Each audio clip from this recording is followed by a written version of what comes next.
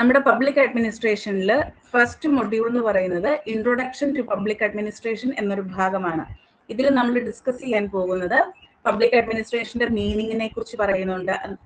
അതായത് പല പല തിങ്കേഴ്സ് അല്ലെങ്കിൽ പല പല അഡ്മിനിസ്ട്രേറ്റീവ് തിങ്കേഴ്സ് നൽകിയിട്ടുള്ള ഡെഫിനിഷൻസ്, അതുമായി റിലേറ്റഡ് ആയിട്ടുള്ള ഫാക്ടറുകൾ, കാര്യങ്ങളൊക്കെ സംസാരിക്കുന്നുണ്ട്. അതുപോലെ തന്നെ nature and scope of public administration. ഇതിൽ നിന്നും ഒരുപാട് ക്വസ്റ്റ്യൻസ് വരാറുണ്ട്. എല്ലാ തവണയും എല്ലാ ക്വസ്റ്റ്യൻ പേപ്പറിലും 1 or 2 ക്വസ്റ്റ്യൻസ് നമുക്ക് ഈ ഒരു ഭാഗത്ത് നിന്ന് കാണുന്നതാണ്. പിന്നീട് വരുന്നത് എവല്യൂഷൻ ഓഫ് പബ്ലിക് അഡ്മിനിസ്ട്രേഷൻ ആണ്. അതായത് പബ്ലിക് അഡ്മിനിസ്ട്രേഷൻ ഇൻ ഈ പ്രസന്റ് സിറ്റുവേഷനിലേക്ക് എത്തിച്ചേരുമ്പോൾ ഏതൊക്കെ സ്റ്റേജസിലൂടെയാണ് കടന്നു വന്നിരിക്കുന്നത് എന്നുള്ളതാണ് നമ്മൾ ഇവിടെ ഡിസ്കസ് ചെയ്യുന്നത്. പിന്നെ വരുന്നത് new trend in public administration ആണ്. അത് നമ്മൾ new public administration, new public management എന്നിങ്ങനെയുള്ള ഹെഡിങ്ങുകളിലാണ് ഡിസ്കസ് ചെയ്യുന്നത്. ഓക്കെ ആണല്ലോ? സിലബസിനെ കുറിച്ച് ഒരു ഐഡിയ കിട്ടിയോ?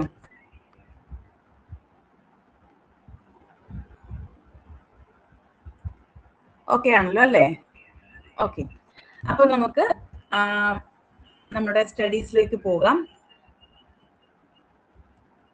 ആദ്യമായിട്ട് വരുന്നത് meaning, nature, scope and significance of public administration ആണ്. എന്താ പബ്ലിക് അഡ്മിനിസ്ട്രേഷൻ എന്ന് വെച്ച് കഴിഞ്ഞാലോ എന്തെങ്കിലും ഐഡിയ ഉണ്ടോ? പബ്ലിക് അഡ്മിനിസ്ട്രേഷൻ എന്ന് പറയുന്നത് എന്തിനെ കുറിച്ച് ഡീൽ ചെയ്യുന്ന കാര്യമാണ്?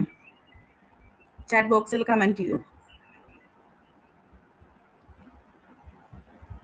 നിങ്ങൾക്ക് ബേസിക് ഐഡിയ ഉണ്ടോ എന്ന് അറിയാൻ വേണ്ടിയിട്ടാണ്. മറന്നുപോയോ? കുറെ നാളായില്ലേ PG ഒക്കെ കഴിഞ്ഞിട്ട്, അപ്പം മറന്നുപോയോ എന്ന് അറിയാൻ വേണ്ടിയിട്ടാണ്. എന്താണ് പബ്ലിക് അഡ്മിനിസ്ട്രേഷൻ എന്ന് വെച്ചാൽ?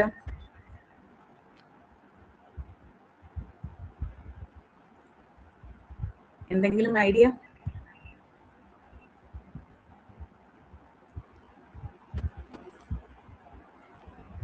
ഓക്കെ, പബ്ലിക് അഡ്മിനിസ്ട്രേഷൻ എന്ന് പറഞ്ഞു കഴിഞ്ഞാൽ നമ്മുടെ പോളിസി മേക്കേഴ്സ് ഉണ്ടല്ലോ, അതിപ്പം ഗവൺമെന്റ് പോളിസി മേക്കേഴ്സ് ആവാം, അതുമായിട്ട് റിലേറ്റഡ് ആയിട്ടുള്ള ആളുകളാവാം. അത്തരത്തിലുള്ള പോളിസി മേക്കേഴ്സ് ഫോർമുലേറ്റ് ചെയ്യുന്ന ഗോൾസ് അല്ലെങ്കിൽ ഒബ്ജക്റ്റീവ്സ്, പോളിസീസ്, ഇതൊക്കെ നടപ്പിലാക്കുന്ന ഒരു പൊളിറ്റിക്കൽ സിസ്റ്റം ആണ് പബ്ലിക് അഡ്മിനിസ്ട്രേഷൻ കൊണ്ട് ഉദ്ദേശിക്കുന്നത്. Accomplishment of the goals and objectives formulated by the policy makers. അത് ഗവൺമെന്റിന്റെ വിവിധ ഏജൻസികളാവാം, NGOs ആവാം, ഗവൺമെന്റുമായി റിലേറ്റഡ് ആയിട്ടുള്ള ഏതൊരു ഓർഗനൈസേഷനും ആയിക്കോട്ടെ, ആ ഒരു ഓർഗനൈസേഷൻ ഫോം ചെയ്യുന്ന പോളിസീസ് ആൻഡ് ഒബ്ജക്റ്റീവ്സിന്റെ അക്കംപ്ലിഷ്മെന്റിനെയാണ് നമ്മൾ പബ്ലിക് അഡ്മിനിസ്ട്രേഷൻ എന്ന് പറയുന്നത്. അപ്പൊ ഈ പബ്ലിക് അഡ്മിനിസ്ട്രേഷൻ എന്ന ടേം ഒരു ലാറ്റിൻ വേർഡിൽ നിന്ന് എമർജ് ചെയ്ത് വന്നിട്ടുള്ളത്. ഇത് നമുക്ക് പ്രീവിയസ് ഇയറിൽ ക്വസ്റ്റ്യൻ ചോദിച്ചിട്ടുള്ളതാണ്.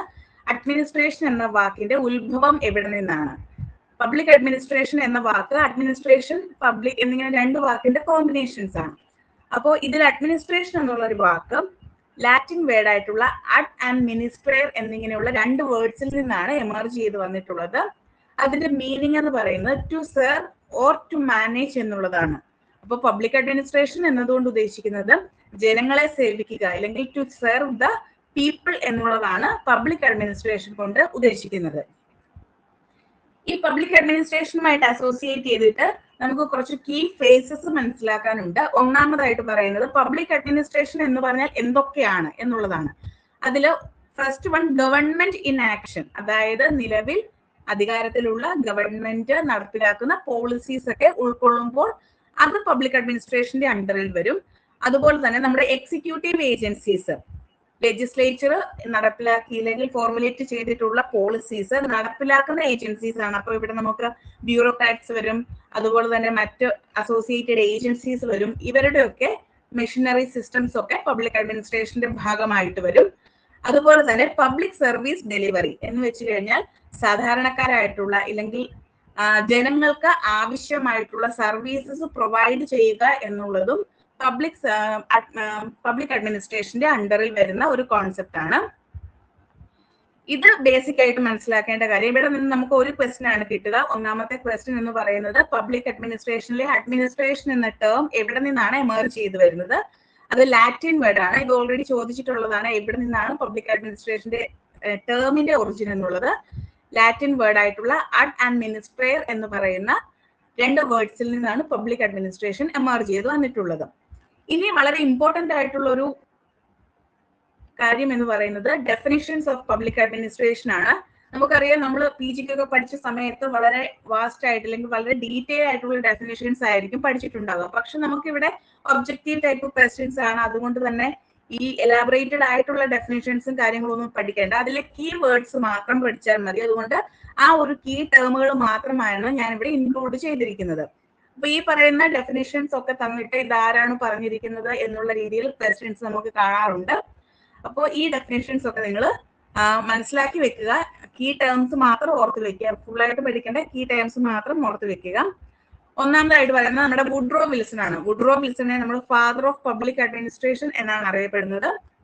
അദ്ദേഹം നൽകുന്ന പബ്ലിക് അഡ്മിനിസ്ട്രേഷന്റെ ഡെഫിനിഷൻ എന്ന് പറയുന്നത് എക്സിക്യൂഷൻ ഓഫ് പബ്ലിക് ലോ ആണ്. അതായത് പൊതു നിയമം നടപ്പിലാക്കുന്നതിനുള്ള ഒരു ഏജൻസി എന്നുള്ള രീതിയിലാണ് പബ്ലിക് അഡ്മിനിസ്ട്രേഷനെ അദ്ദേഹം കൺസിഡർ ചെയ്യുന്നത്. രണ്ടാമതായിട്ട് പബ്ലിക് അഡ്മിനിസ്ട്രേഷനിലെ തന്നെ വളരെ ഇമ്പോർട്ടന്റ് ആയിട്ടുള്ള ഒരു പൊളിറ്റിക്കൽ തിങ്കറാണ്, അഡ്മിനിസ്ട്രേറ്റീവ് തിങ്കറാണ് LD വൈറ്റ്. LD വൈറ്റ് പറയുന്നത് ഫുൾഫിൽമെന്റ് ഓഫ് പബ്ലിക് പോളിസി എന്നുള്ളതാണ്.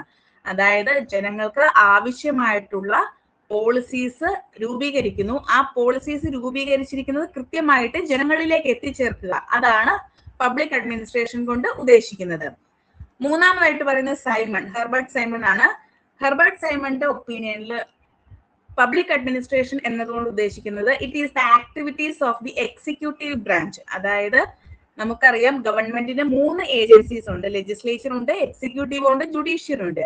ഇതില് എക്സിക്യൂട്ടീവ് ബ്രാഞ്ചിന്റെ ആക്ടിവിറ്റീസ് മാത്രം ഇൻക്ലൂഡ് ചെയ്തുകൊണ്ടാണ് സൈമൺ ഒരു ഡെഫിനിഷൻ മുന്നോട്ട് വെച്ചിരിക്കുന്നത്. അപ്പൊ ഈ 3 കാര്യങ്ങളും ഓർത്ത് വെച്ച് പഠിക്കുക, വളരെ ഇമ്പോർട്ടന്റ് ആണ്. വുഡ്രോ വിൽസൺ പറയുന്നത് എക്സിക്യൂഷൻ ഓഫ് പബ്ലിക് ലോ എന്നുള്ളതാണ്. LD white fulfilment of public policy, Simon activities of executive branch എന്നുള്ളതാണ്. ഈ കീ ടേംസ് മാത്രം പഠിക്കുക. ഇത് കൂടാതെ മറ്റൊരു പ്രധാനപ്പെട്ട അഡ്മിനിസ്ട്രേറ്റീവ് തിങ്കറാണ് വാൽഡോ എന്ന് പറയുന്നത്. വാൽഡോ പബ്ലിക് അഡ്മിനിസ്ട്രേഷനെ തിയററ്റിക്കൽ പെർസ്പെക്റ്റീവിലും പ്രാക്ടിക്കൽ പെർസ്പെക്റ്റീവിലും അനലൈസ് ചെയ്യുന്നുണ്ട്. അപ്പോൾ നിങ്ങളോട് ചോദിക്കാം, ആരാണ് പബ്ലിക് അഡ്മിനിസ്ട്രേഷനെ തിയററ്റിക്കൽ ലെവലിലും പ്രാക്ടിക്കൽ ലെവലിലും ഒരുപോലെ അനലൈസ് ചെയ്തത് എന്ന് ചോദിച്ചു കഴിഞ്ഞാൽ അവിടെ നമ്മൾ പറയേണ്ട ആൻസർ വാൽഡോ ആയിരിക്കും. ദെൻ ഡിമോക്ക് ആണ്. ഡിമോക്ക് പറയുന്നത് fulfilment or enforcement of public policy as declared by the competent authority. അതായത് ഏത് അതോറിറ്റിയാണോ പബ്ലിക് പോളിസി പറഞ്ഞിരിക്കുന്നത് ആ പബ്ലിക് പോളിസി അതേപടി നടപ്പിലാക്കുക എന്നുള്ളതാണ് പബ്ലിക് അഡ്മിനിസ്ട്രേഷൻ കൊണ്ട് ഉദ്ദേശിക്കുന്നത് എന്നുള്ളതാണ്. ഡെഫിനിഷൻസ് ഒക്കെ ക്ലിയർ ആയോ? ഒന്നുകൂടി പറയണോ? ഇത് ഇമ്പോർട്ടന്റ് ആണ്, ഇത് പഠിച്ചോണേ. ഒന്നുകൂടി പറയാം. ഞാൻ പറയുന്നത് ഓഡിബിൾ ആണല്ലോ അല്ലേ?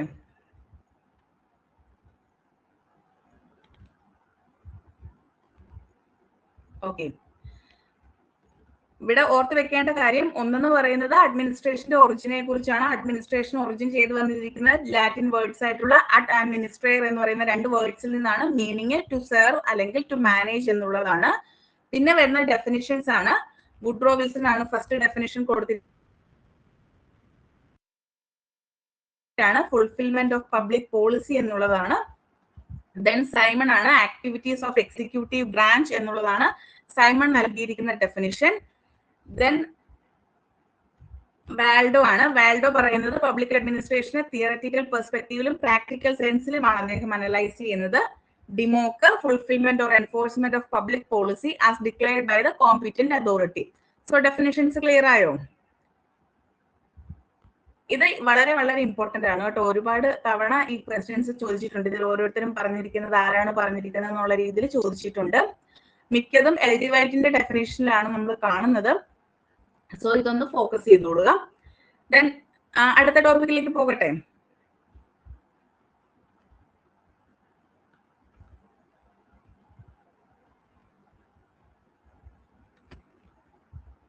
ഓക്കെ, രണ്ടാമതായിട്ട് പറയുന്നത് നേച്ചർ ഓഫ് പബ്ലിക് അഡ്മിനിസ്ട്രേഷൻ ആണ്.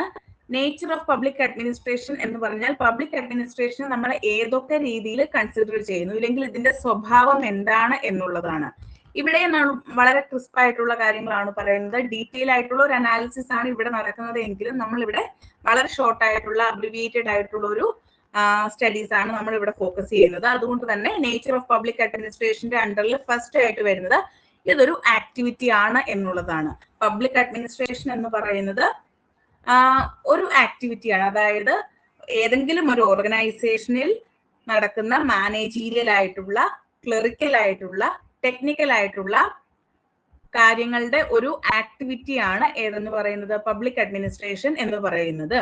So it covers managerial, clerical, technical and manual operations in an organisation. അപ്പൊ എല്ലാ കാര്യങ്ങളും പബ്ലിക് അഡ്മിനിസ്ട്രേഷൻ എന്ന് പറയുമ്പോൾ മാനേജീരിയൽ ആയിട്ടുള്ള കാര്യങ്ങൾ വരും, ക്ലറിക്കൽ ആയിട്ടുള്ള കാര്യങ്ങൾ വരും, ടെക്നിക്കൽ ആയിട്ടുള്ള കാര്യങ്ങൾ വരും, മാനുവൽ ഓപ്പറേഷൻസ്, അതായത് top to bottom level of activities ആണ് പബ്ലിക് അഡ്മിനിസ്ട്രേഷൻ കൊണ്ട് ഉദ്ദേശിക്കുന്നത്. ആൻഡ് ഇതാണ് ഒരു ഓർഗനൈസേഷൻ അല്ലെങ്കിൽ ഏതൊരു പബ്ലിക് ഓർഗനൈസേഷന്റെ ബേസിക് പ്രിൻസിപ്പിൾ എന്ന് പറയുന്നത് പബ്ലിക് അഡ്മിനിസ്ട്രേഷന്റെ അണ്ടറിൽ വരുന്നതാണ്.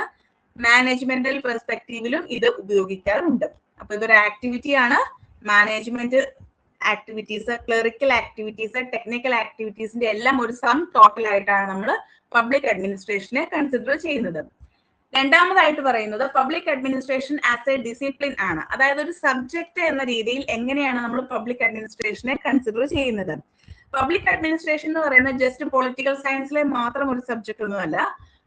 പൊളിറ്റിക്കൽ സയൻസിൽ ഉപയോഗിക്കുന്നത് പോലെ തന്നെ പബ്ലിക് അഡ്മിനിസ്ട്രേഷൻ നമ്മൾ മാനേജ്മെന്റിൽ പഠിക്കാറുണ്ട്, സോഷ്യോളജിയിൽ പഠിക്കാറുണ്ട്, ഇക്കണോമിക്സിൽ പഠിക്കാറുണ്ട്. അങ്ങനെ ഒരു ഹ്യൂമൻ ബീയിങ്ങുമായിട്ട് കൺസിഡർ ചെയ്യുന്ന ഓൾമോസ്റ്റ് എല്ലാ സബ്ജക്റ്റുകളിലും പബ്ലിക് അഡ്മിനിസ്ട്രേഷൻ എന്ന് പറയുന്നത് ഒരു സബ്ജക്റ്റ് ആയിട്ട് കൺസിഡർ ചെയ്യുന്നുണ്ട്. മൂന്നാമതായിട്ട് പറയുന്നത് പബ്ലിക് അഡ്മിനിസ്ട്രേഷൻ എന്ന് പറയുന്നത് ഒരു ആർട്ട് ആൻഡ് സയൻസ് ഡിബേറ്റ് എന്നുള്ള രീതിയിലാണ്. ആർട്ട് ആൻഡ് സയൻസ് ഡിബേറ്റ് എന്നതുകൊണ്ട് ഉദ്ദേശിക്കുന്നത് പബ്ലിക് അഡ്മിനിസ്ട്രേഷൻ ഒരേ സമയം ഒരു സയൻസ് ആണെന്ന് വാദിക്കുന്നവരുമുണ്ട്, പബ്ലിക് അഡ്മിനിസ്ട്രേഷൻ ഒരു ആർട്ടാണ് എന്ന് വാദിക്കുന്നവരുമുണ്ട്. അപ്പൊ പബ്ലിക് അഡ്മിനിസ്ട്രേഷൻ ഒരു സയൻസ് ആണ് എന്ന് പറയുന്നവര് എന്തുകൊണ്ടാണ് ഇത്തരത്തിലൊരു വാദഗതി മുന്നോട്ട് വെക്കുന്നതെന്ന് ചോദിച്ചു കഴിഞ്ഞാൽ പ്രധാനമായിട്ടും പബ്ലിക് അഡ്മിനിസ്ട്രേഷന് ഒരു എംപിരിക്കൽ നേച്ചർ ഉണ്ട് എന്നുള്ളതാണ്. എംപിരിക്കൽ നേച്ചർ എന്നതുകൊണ്ട് എന്താ ഉദ്ദേശിക്കുന്നത്? വളരെ ഫാക്ച്വൽ ആയിട്ടുള്ള, ക്ലിയർ ആയിട്ടുള്ള, ഒതന്റിക് ആയിട്ടുള്ള, റെലവെന്റ് ആയിട്ടുള്ള നോളേജ് നമുക്ക് അക്യൂർ ചെയ്യാൻ പറ്റുന്ന ഒരു സബ്ജക്റ്റ് ആണ് പബ്ലിക് അഡ്മിനിസ്ട്രേഷൻ എന്ന് പറയുന്നത്.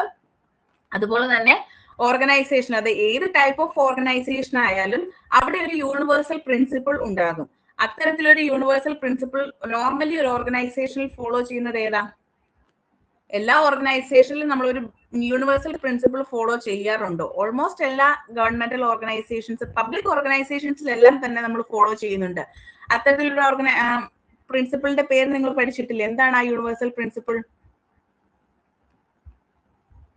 ഇപ്പൊ നിങ്ങൾ ഓൾമോസ്റ്റ് എല്ലാവരും വർക്ക് ചെയ്യുന്നവരായിരിക്കുമല്ലോ. നിങ്ങൾ വർക്ക് ചെയ്യുന്നിടത്ത് നിങ്ങൾക്ക് ഒരു യൂണിവേഴ്സൽ പ്രിൻസിപ്പിൾ ഇല്ലേ? ആ ഒരു യൂണിവേഴ്സൽ പ്രിൻസിപ്പിളിന്റെ പേരെന്താ?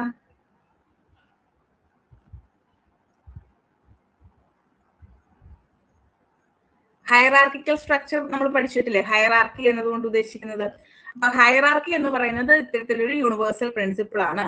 അപ്പോൾ ഇതുപോലെ പബ്ലിക് അഡ്മിനിസ്ട്രേഷൻ നമുക്ക് ധാരാളം യൂണിവേഴ്സൽ പ്രിൻസിപ്പിൾസ് കാണാൻ സാധിക്കും എന്നുള്ളതാണ് പബ്ലിക് അഡ്മിനിസ്ട്രേഷൻ ഒരു സയൻസ് ആയിട്ട് കൺസിഡർ ചെയ്യാനുള്ള പ്രധാനപ്പെട്ട കാരണം. അപ്പൊ പബ്ലിക് അഡ്മിനിസ്ട്രേഷൻ ഒരു സയൻസ് എന്ന് പറയുന്നത് കൊണ്ട് ഉദ്ദേശിക്കുന്നത് ഇതിൽ എംപിരിക്കൽ സ്റ്റഡീസ് സാധ്യമാണ്, അതുപോലെ തന്നെ യൂണിവേഴ്സൽ പ്രിൻസിപ്പിൾസ് ഇതിൽ എക്സിസ്റ്റ് ചെയ്യുന്നു എന്നുള്ളതാണ്. ഈ ഒരു ഐഡിയ മുന്നോട്ട് വെച്ച തിങ്കർ എന്ന് പറയുന്നത് സൈമണും ഗള്ളിക്കുമാണ് കേട്ടോ. ഇനി രണ്ടാമതായിട്ട് പറയുന്നത് പബ്ലിക് അഡ്മിനിസ്ട്രേഷൻ ഒരു ആർട്ട് എന്നുള്ള രീതിയിലാണ്.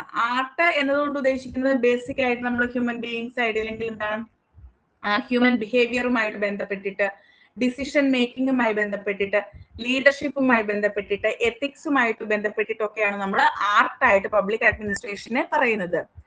പബ്ലിക് അഡ്മിനിസ്ട്രേഷൻ ഒരു ആർട്ടാണ്. കാരണം എന്താണ്? ഇവിടെ ഹ്യൂമൻ ബിഹേവിയറിനെ കുറിച്ച് നമ്മൾ പഠിക്കുന്നുണ്ട്.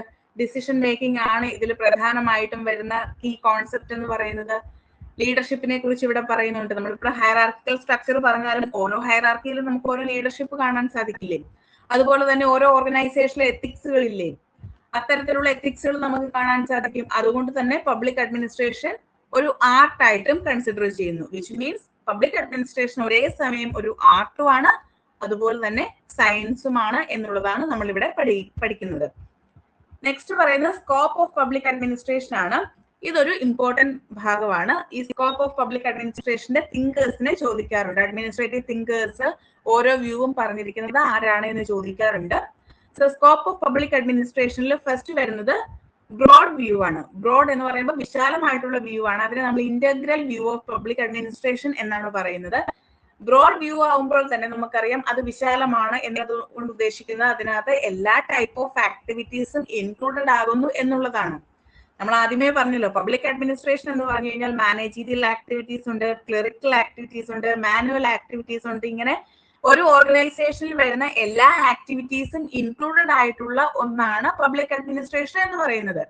അപ്പോൾ പബ്ലിക് അഡ്മിനിസ്ട്രേഷന്റെ ബ്രോഡ് വ്യൂ എന്ന് പറയുന്നത് ഇത്തരത്തിൽ എല്ലാ ഫങ്ഷൻസും, അതായത് ഒരു ഓർഗനൈസേഷനിലുള്ള മാനേജീരിയൽ, ക്ലറിക്കൽ, മാനുവൽ ആക്ടിവിറ്റീസ് എല്ലാം കൂടി ഇൻക്ലൂഡഡ് ആയിട്ടുള്ള ഒന്നാണ് എന്നുള്ളതാണ് ബ്രോഡ് വ്യൂ മുന്നോട്ട് വെക്കുന്നത്.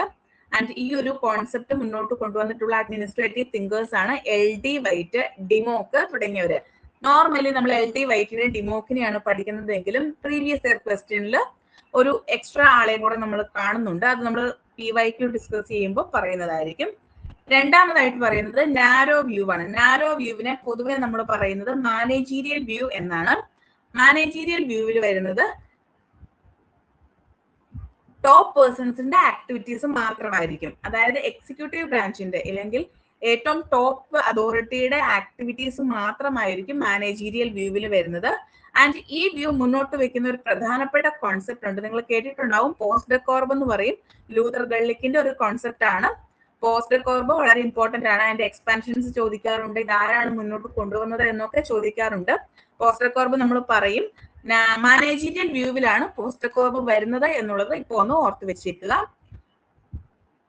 മൂന്നാമതായിട്ട് വരുന്നത് സബ്ജക്ട് മാറ്റർ വ്യൂ ആണ്. സബ്ജക്ട് മാറ്റർ വ്യൂ എന്ന് പറഞ്ഞു കഴിഞ്ഞാൽ ആക്ച്വലി പോസ്റ്റ് ഡെക്കോർബ് എന്ന് പറയുന്ന ഒരു വ്യൂ ആണ് ആദ്യം മുതലേ പബ്ലിക് അഡ്മിനിസ്ട്രേഷനിൽ നിലനിൽക്കുന്നത്. അപ്പോൾ ഒരു കാലഘട്ടം എത്തുമ്പോഴേക്കും അഡ്മിനിസ്ട്രേറ്റീവ് തിങ്കേഴ്സിന് തോന്നുകയാണ് ഈ പോസ്റ്റ് ഡെക്കോർബ് വ്യൂ മാത്രമല്ല പൊളിറ്റിക്കൽ സയൻസ് എന്നതുകൊണ്ട് ഉദ്ദേശിക്കുന്നത്, പബ്ലിക് അഡ്മിനിസ്ട്രേഷൻ എന്നതുകൊണ്ട് ഉദ്ദേശിക്കുന്നത്, അവിടെ അതിന്റെ മറ്റൊരു ആസ്പെക്ട് കൂടി ഉണ്ട്. പക്ഷെ ആ ഒരു ആസ്പെക്ട് വരുമ്പോൾ ഈ പോസ്റ്റ് ഡെക്കോർബിനെ നമുക്ക് മാറ്റി നിർത്താനും പറ്റില്ല. കാരണം പോസ്റ്റ് ഡെക്കോർബ് എന്ന് പറയുന്നത് ഒരു ഓർഗനൈസേഷന്റെ ബേസിക് ആയിട്ടുള്ള കാര്യങ്ങളെ ഡിനോട്ട് ചെയ്യുന്ന ഒരു കോൺസെപ്റ്റ് ആണ്.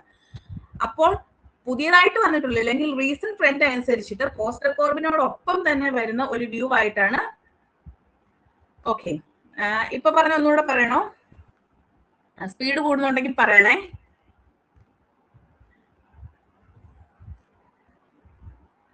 സ്കോപ്പ് ഓഫ് പബ്ലിക് അഡ്മിനിസ്ട്രേഷൻ ഒന്നുകൂടെ പറയണോ?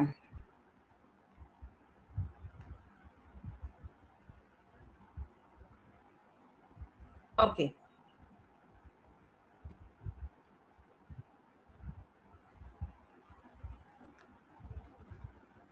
ഒന്നുകൂടി പറയാം.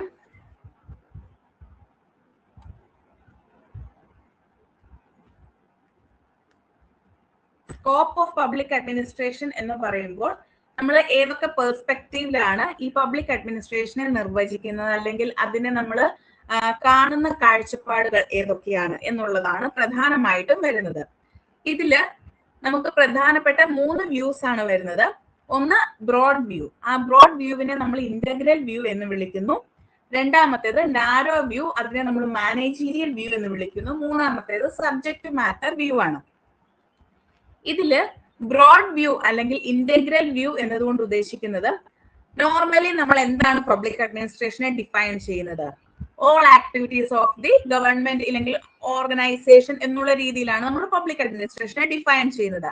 ആ സെയിം ഡെഫിനേഷൻ ആണ് ഈ ഇന്റഗ്രൽ വ്യൂവിന് നമ്മൾ കൊടുക്കുക. അതായത് ഇതില് പബ്ലിക് അഡ്മിനിസ്ട്രേഷന്റെ ഒരു ഓർഗനൈസേഷന്റെ മാനേജീരിയൽ ആയിട്ടുള്ള, ക്ലറിക്കൽ ആയിട്ടുള്ള, മാനുവൽ ആയിട്ടുള്ള എല്ലാ തരത്തിലുള്ള ആക്ടിവിറ്റീസും ഇൻക്ലൂഡഡ് ആയിരിക്കും. ഒന്നുകൂടി പറഞ്ഞു കഴിഞ്ഞാൽ ടോപ്പ് ടു ബോട്ടം ആക്ടിവിറ്റീസ് എല്ലാം ഈ ഇന്റഗ്രൽ വ്യൂവിനകത്ത് ഉൾക്കൊള്ളിച്ചിട്ടുണ്ടാകും. ഒരു വിഭാഗത്തെ അല്ലെങ്കിൽ ഒരു സെക്ഷനെ മാത്രം മാറ്റി നിർത്തി അങ്ങനെയുള്ള വ്യൂസ് അല്ല ഈ ഇന്റഗ്രൽ വ്യൂ പറയുന്നത്. എല്ലാ മേഖലയിലും ഒരു ഓർഗനൈസേഷൻ വർക്ക് ചെയ്യുമ്പോൾ അവിടെ ഏറ്റവും ലോ ലെവലിലുള്ള അല്ലെങ്കിൽ ഏറ്റവും ലോ ആൾ തൊട്ട് ഏറ്റവും ടോപ്പ് അതോറിറ്റി വരെ നമ്മൾ കാര്യങ്ങൾ, അവരുടെ എല്ലാം ആക്ടിവിറ്റീസ് ഡിസ്കസ് ചെയ്യും, അല്ലെങ്കിൽ അവരുടെ ആക്ടിവിറ്റീസ് എല്ലാം ഇൻക്ലൂഡ് ചെയ്യും എന്നതാണ് ബ്രോഡ് വ്യൂ അല്ലെങ്കിൽ ഇന്റഗ്രൽ വ്യൂ കൊണ്ട് ഉദ്ദേശിക്കുന്നത്. ഈ ഐഡിയ മുന്നോട്ട് വെച്ച തിങ്കേഴ്സ് ആണ് LD വൈറ്റ്, ഡിമോക്ക് തുടങ്ങിയവർ. ഇവരുടെ പേര് പഠിച്ചു വെക്കുക, ഇത് വളരെ ഇമ്പോർട്ടന്റ് ആണ്. ഇവരുടെ പേരുകൾ ചോദിക്കാറുണ്ട്, റിപ്പീറ്റഡ് ആയിട്ടുള്ള ക്വസ്റ്റൻ ആണ് കേട്ടോ.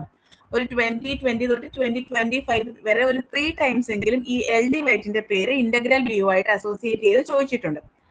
അപ്പൊ ഈ ഒരു ഭാഗത്തു നിന്ന് ഏറ്റവും കൂടുതൽ പഠിക്കാനുള്ളതും വുഡ്രോ വിൽസനെ LD വൈറ്റിനെയും ഒക്കെയാണ്. അപ്പം ഇന്റഗ്രൽ വ്യൂ മുന്നോട്ട് വെച്ചിട്ടുള്ള അഡ്മിനിസ്ട്രേറ്റീവ് തിങ്കറാണ് LD വൈറ്റ്. ഒപ്പം തന്നെ ഡിമോക്കും ഈ ഒരു വ്യൂവിനെ സപ്പോർട്ട് ചെയ്യുന്നു. രണ്ടാമതായിട്ട് പറയുന്നത് നാരോ വ്യൂ ആണ്. നാരോ വ്യൂ എന്ന് വെച്ച് കഴിഞ്ഞാൽ ഇന്റഗ്രൽ വ്യൂവിന്റെ നേരെ ഓപ്പോസിറ്റ് ആണ്. ഇതിനെ നമ്മൾ മാനേജീരിയൽ വ്യൂ എന്ന് വിളിക്കും. വിച്ച് മീൻസ് നമുക്കറിയാലോ, ഒരു ഓർഗനൈസേഷന്റെ ഏറ്റവും തലപ്പത്തുള്ള അല്ലെങ്കിൽ ഏറ്റവും ഹെഡ് എന്ന് പറയുന്ന അവിടുത്തെ മാനേജ്മെന്റ് ആയിരിക്കുമല്ലോ. അപ്പൊ അവരുടെ കാര്യങ്ങൾ മാത്രമായിരിക്കും ഈ ഒരു പെർസ്പെക്റ്റീവിൽ ഉണ്ടാവുക. അതായത് ഇതിനകത്ത് ടോപ്പ് പേഴ്സൺസിന്റെ ആക്ടിവിറ്റീസ് മാത്രമേ ഇൻക്ലൂഡഡ് ആകത്തുള്ളൂ. ബാക്കി ലോ ലെവലിലുള്ള അല്ലെങ്കിൽ എന്താണ് ഹൈറാർക്കിക്കൽ സ്ട്രക്ചറിന്റെ ബോട്ടം ലെവലിലുള്ള ആളുകളുടെ ആക്ടിവിറ്റീസ് ഒന്നും നമ്മൾ ഇതിന്റെ അണ്ടറിൽ കൊണ്ടുവരുന്നില്ല എന്നുള്ളതാണ് ഇവിടുത്തെ പ്രധാനപ്പെട്ട വസ്തുത. So it includes only the activities of the top persons. അപ്പൊ ഈ മാനേജീരിയൽ വ്യൂ മുന്നോട്ട് വെക്കുന്ന ഒരു പ്രധാനപ്പെട്ട കോൺസെപ്റ്റ് ആണ് പോസ്റ്റർ കോർബ് ഫംഗ്ഷൻസ് എന്ന് പറയും. ഈ പോസ്റ്റർ കോർബ് എന്ന് പറയുന്ന ഒരു ഐഡിയ മുന്നോട്ട് കൊണ്ടുവന്ന അഡ്മിനിസ്ട്രേറ്റീവ് തിങ്കർ ആണ് ലൂതർ ബെല്ലിക്ക്. അതിനെക്കുറിച്ച് നമ്മൾ ഡീറ്റെയിൽ ആയിട്ട് പഠിക്കും. അപ്പം നാരോ വ്യൂവിലാണ് അല്ലെങ്കിൽ മാനേജീരിയൽ വ്യൂവിലാണ് പോസ്റ്റർ കോർബ് വരുന്നത് എന്നുള്ളത് മാത്രം നിങ്ങൾ ഇപ്പോൾ ഒന്ന് ഓർത്തു വെക്കുക.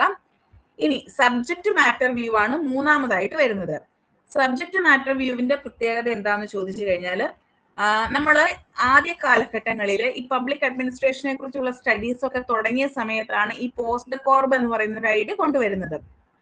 അപ്പൊ ഈ പോസ്റ്റർ കോർബ് ഐഡിയ കൊണ്ടുവന്ന സമയത്ത് ഒരു 1950s അല്ലെങ്കിൽ 1940s ഒക്കെ ആവുമ്പോഴേക്കും മനസ്സിലാവുകയാണ് പോസ്റ്റർ കോർബ് എന്ന് പറയുന്ന ഒരു കോൺസെപ്റ്റ് മാത്രമല്ല പബ്ലിക് അഡ്മിനിസ്ട്രേഷനുമായിട്ട് അസോസിയേറ്റ് ചെയ്ത് നിൽക്കുന്നത്. അല്ലെങ്കിൽ അതിനെക്കുറിച്ചുള്ള സ്റ്റഡീസ് മാത്രമല്ല നമ്മൾ ഫോക്കസ് ചെയ്യേണ്ടത്, മറിച്ച് ഇതിനുള്ളിൽ വരുന്ന മറ്റു ചില കാര്യങ്ങളെ കൂടി ഉൾപ്പെടുത്തിക്കൊണ്ടായിരിക്കണം പബ്ലിക് അഡ്മിനിസ്ട്രേഷനിൽ പഠനങ്ങൾ നടത്തേണ്ടത്.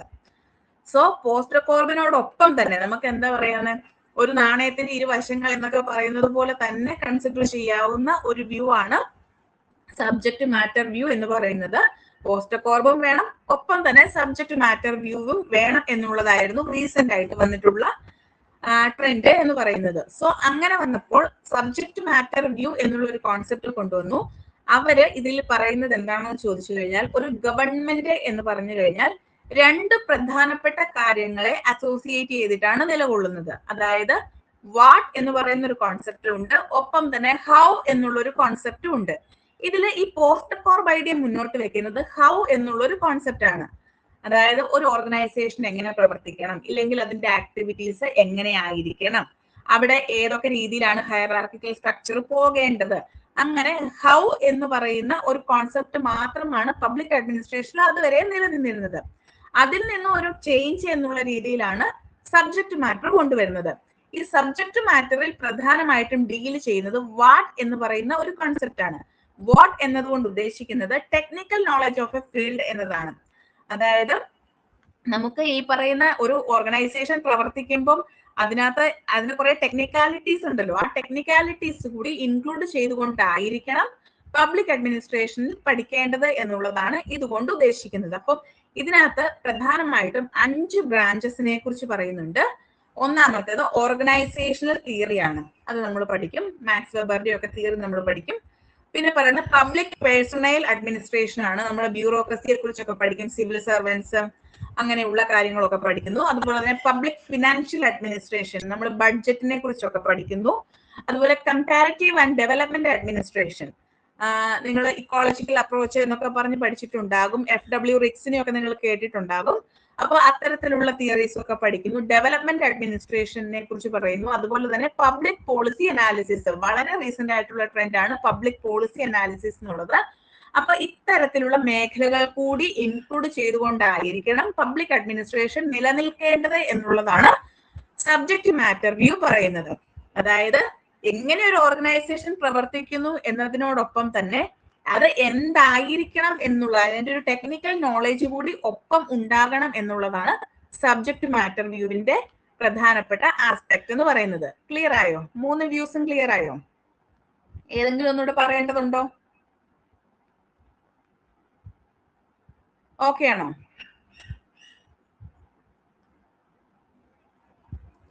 ഇതിൽ നിങ്ങൾ പ്രധാനമായിട്ടും നോക്കേണ്ട കാര്യം ഈ ഓർഗനൈസേഷണൽ തിയറി,